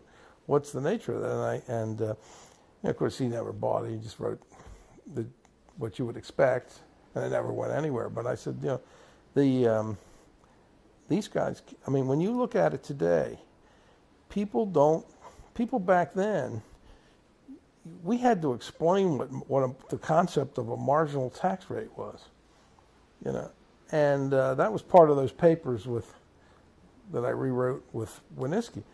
And today it's taken for granted. Oh, well, I hear Democrats all the time saying, well, we're going to raise taxes, but we're not going to raise the marginal rate. We're going to do this fee and that fee. It's interesting because they've assimilated that. And if you told them their supply side and they bought into that, they'd say, oh, that's terrible. No way. But the truth is they have. Same thing with monetary policy. Nobody talked about monetary policy. But the fact is Reagan was in a situation where the supply siders brought up monetary policy, but they had a problem because Reagan had, Reagan's ear was on tax policy was, in the direction of Kemp. On monetary policy was in the direction of Milton Friedman. And Milton was very, very influential in this thing. I mean, from a distance, but through Beryl Sprinkle and through that whole California crowd. And Beryl Sprinkle was like Paul Volcker's early Christmas, because Sprinkle came in and said, well, looking at the monetary aggregates, we clearly should be tightening, and we should tighten further. And it was clear that they were breaking the back of inflation, which was good. But Volcker needed to suddenly then, okay, now it's time to ease up. And Volcker, I admire him a lot, but Volcker is a procrastinator. That's the way he was at the Fed. And that's his whole shtick. And Volcker basically just kept his boot on the neck of the economy. And Sprinkle inadvertently allowed him to do that, because Sprinkle was saying... Sprinkle was Treasury. Yeah, he was Undersecretary for Monetary Policy, and he was saying, well, look, the monetary aggregates are still out of line. Maybe Volcker needs to tighten more. And Kemp was saying that's insane. And, he was arguing, do a price level. If you do a price level, the prices have dropped. You should take your boot off the economy. And that was the big fight. Once the tax cuts were going, you approached the monetary policy. And when you look at it, this was a fight within the Reagan orbit. And most of the economics profession was at the lunch. We used to laugh, we'd say, and this was a Winitsky line, they don't do windows, which of course Novak used to buy onto all the time. They don't do windows. It was like, oh, I can't talk about monetary policy, I don't do windows, And monetary policy was the game, and it was being fought out between these, the Friedman Sprinkle side, and then kind of the Kemp side. Did Kemp have any influence at all on, or try to have any influence on monetary policy, other than to say that Volcker was doing it the wrong way? Yeah. I mean, but Reagan didn't listen to him, or? Well, I think Reagan did quietly. We proposed legislation. You remember Richard Medley, who I went into business with for a while. We had legislation with St. Germain, but initially it was with Byrd, and it never really was influenced, but it was discussed. It was discussed legislation that dealt with the Fed. It was just enough to catch Volcker's attention. Because Volcker was getting a free ride to basically crunch the economy, saying, well, look, I'm just doing what they're doing. The issue was not whether Volcker was have done what he did. They had to do something. Inflation was destroying the country. The issue was when do you ease up? And the truth of it, neither Friedman nor the Kemp side, neither side, in the end, had the final say. What had the final say was developments in Mexico, where there was a debt crisis, and Volcker had no choice, and he eased in part because of the Mexican debt situation. Not discussed, but Manley Johnson, who was, eventually went to the Fed, told me, it was mostly he needed an excuse, and to ease, and because he was under political pressure, but he didn't want to lose face, and they used the Mexican debt thing. So look, we've got, that's destabilizing the global markets, and prices have come down. But Winooski and Mundell at that time was coming down a lot. This before he won the Nobel Prize, but he would come down, and they were arguing that if you look at a price rule, the Fed is, excessive in its tightening. And so it was just interesting. As I say, I go back to telling Ellen, it's bizarre. It's bizarre. They're a bunch of outliers, guys, and they all hated each other. They did hate each other? Sure. Who hated each other? The supply sides all hated each other. Not Kemp, but they all, he was the king. But there was always fights back and forth. Oh yeah, no, the personal fights. Or, yeah. You actually told me at lunch one time about you almost saw a fist fight between Paul Craig Roberts and in 1982. In 1982, I did this conference. Put on this conference with I was kind of interested in the subject, so we did a conference with trying to think Bob Mundell and Kemp. It was an international monetary conference, and we had the Ottmar Emminger, who had just stepped down as head of the Bundesbank in Germany, and then we had George Shultz and a bunch of others, and anyway, they all came. It was a one-day conference in a hotel in Washington, and as part of the discussion, I guess Paul Craig Roberts, who was still at Treasury or just left Treasury, he had a little tiny role on a panel in the afternoon, not a big role. All the big guns were in the morning. But Jude had no role because he wasn't a big enough, these were all big names.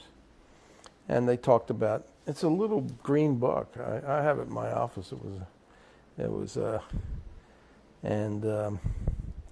kind of the beginning of this kind of fundamental discussion of monetary policy. And so at the end of it, there were elevators, but there was also a stairway a lot of people were taking, because I think the conference was like just on the second floor. And Craig is walking out, and I'm there, and as he's opening the door to go down the steps, Jude is following him, and I'm a little bit kind of within earshot, and I hear Craig say to Winooski, "Nice speech, Jude. I enjoyed your comments." And I was like, and they were about, they were like, fuck you, back and about to swing, about the fists flying. And it was like one calling the other crazy and back and forth. It got very, very nasty. It was really quite amusing.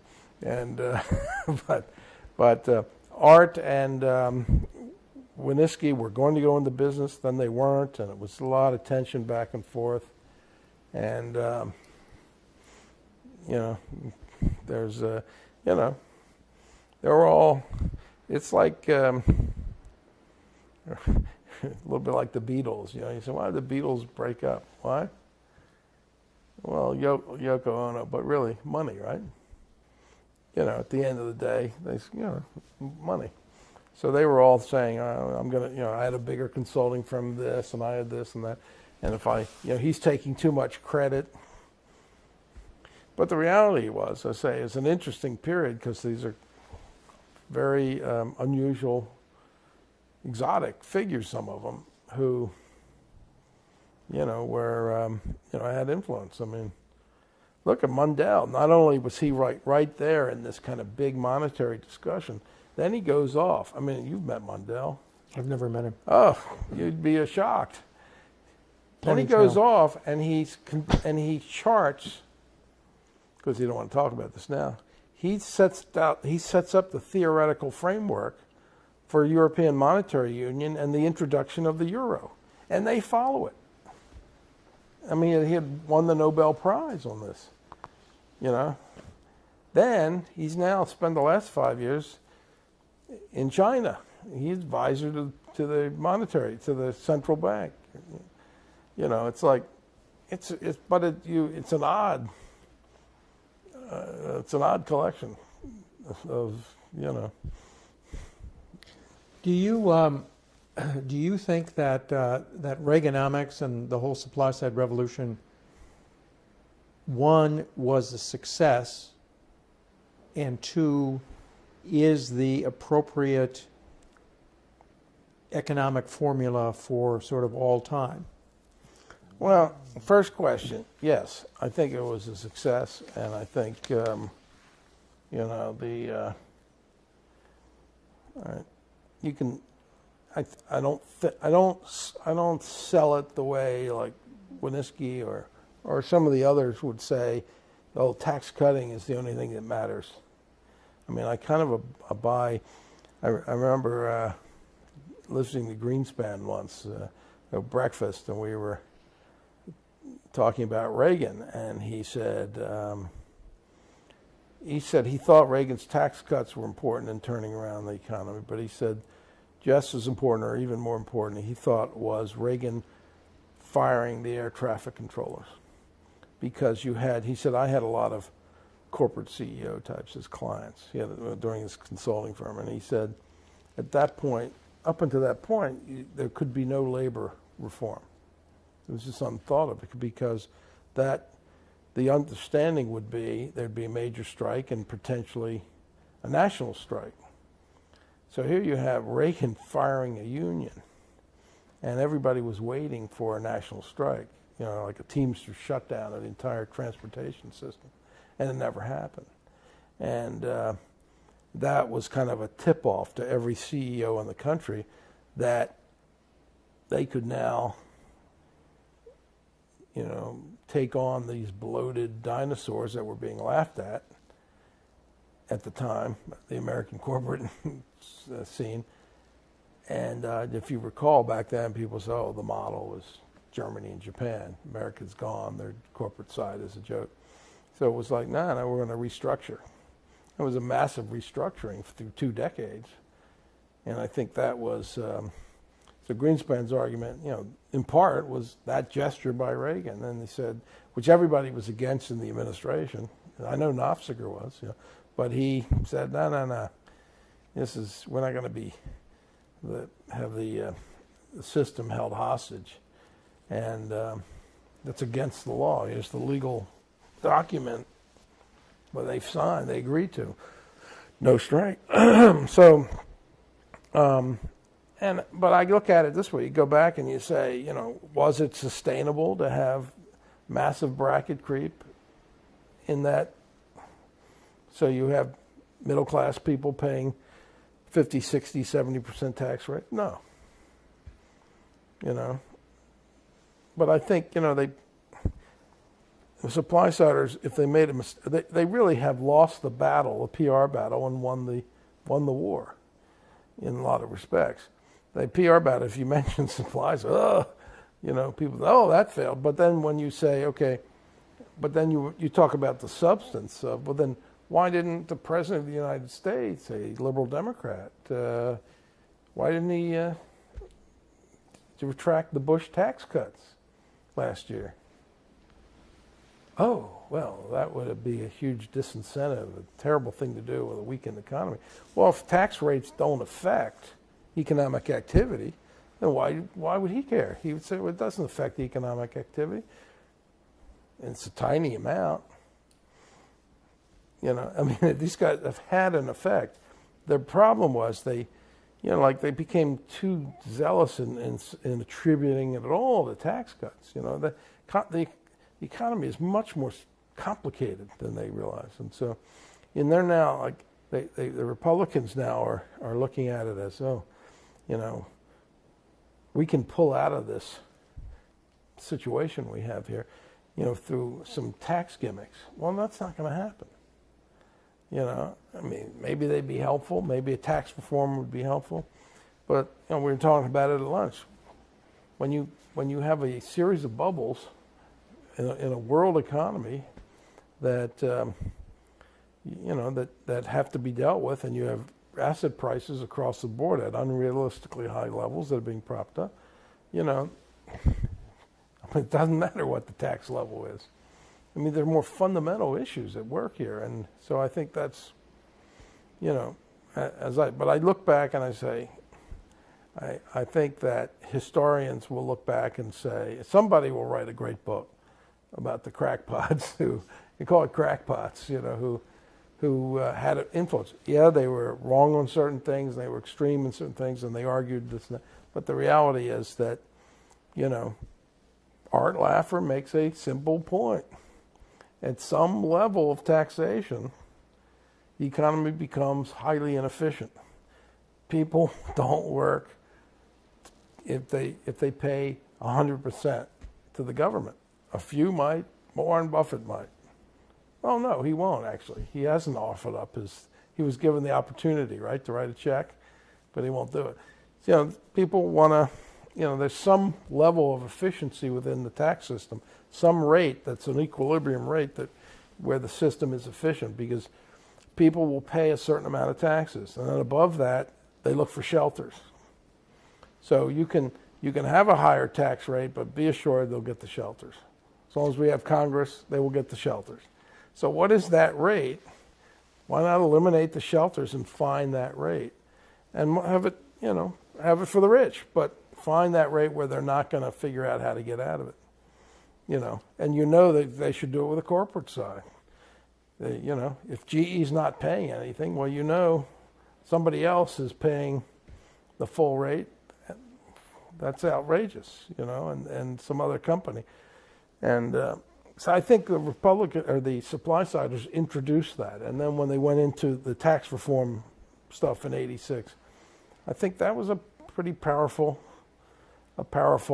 legacy. And now it's all being repeated. It's just, it's just politics. I'm not going to give in this era, they're not going to give a bunch of crackpots, supply side crowd any credit. But the reality is, I think the facts speak for themselves.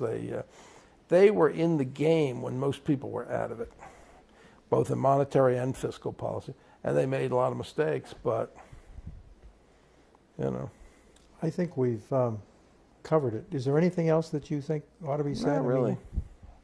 Not really. I mean, you've sort of summed up, Jack, what you think Jack Kemp's place in history is, that he changed the game. Yeah, I really do. I do think he, for all his warts, all the flaws.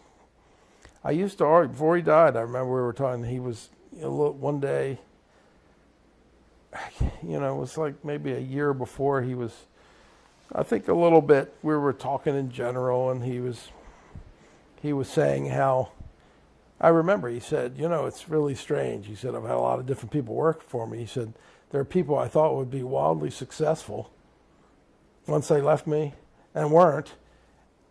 I thought you would do okay. I never thought you would be worth, hundreds of millions of dollars. He said it's strange. He said, then he said, I didn't make it all the way. He was very reflective.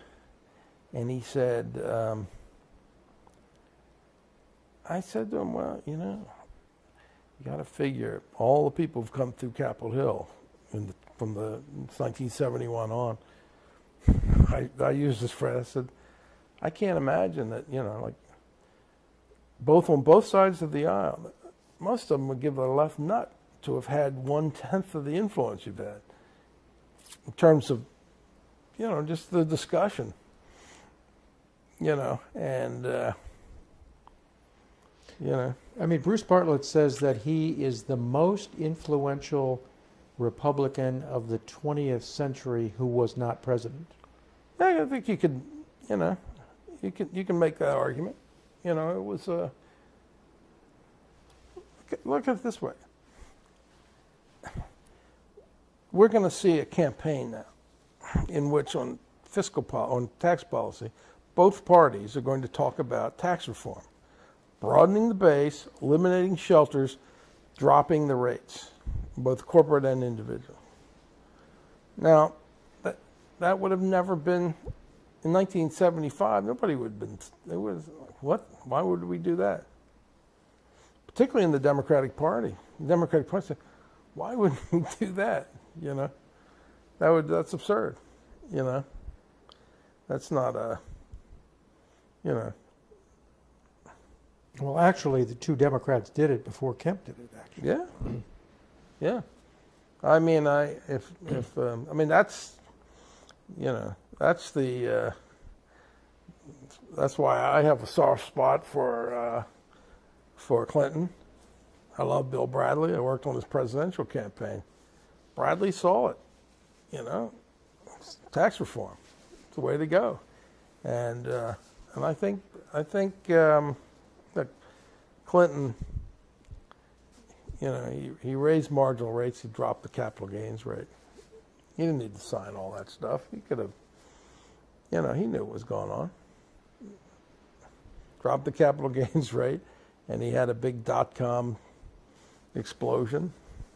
The bubble burst, but, even balanced the budget as a result of that for temporarily. It's interesting. Okay, David, thank you. But when you're through with this, that's your book. Yeah, no, this The is Crackpots. It's except for me. the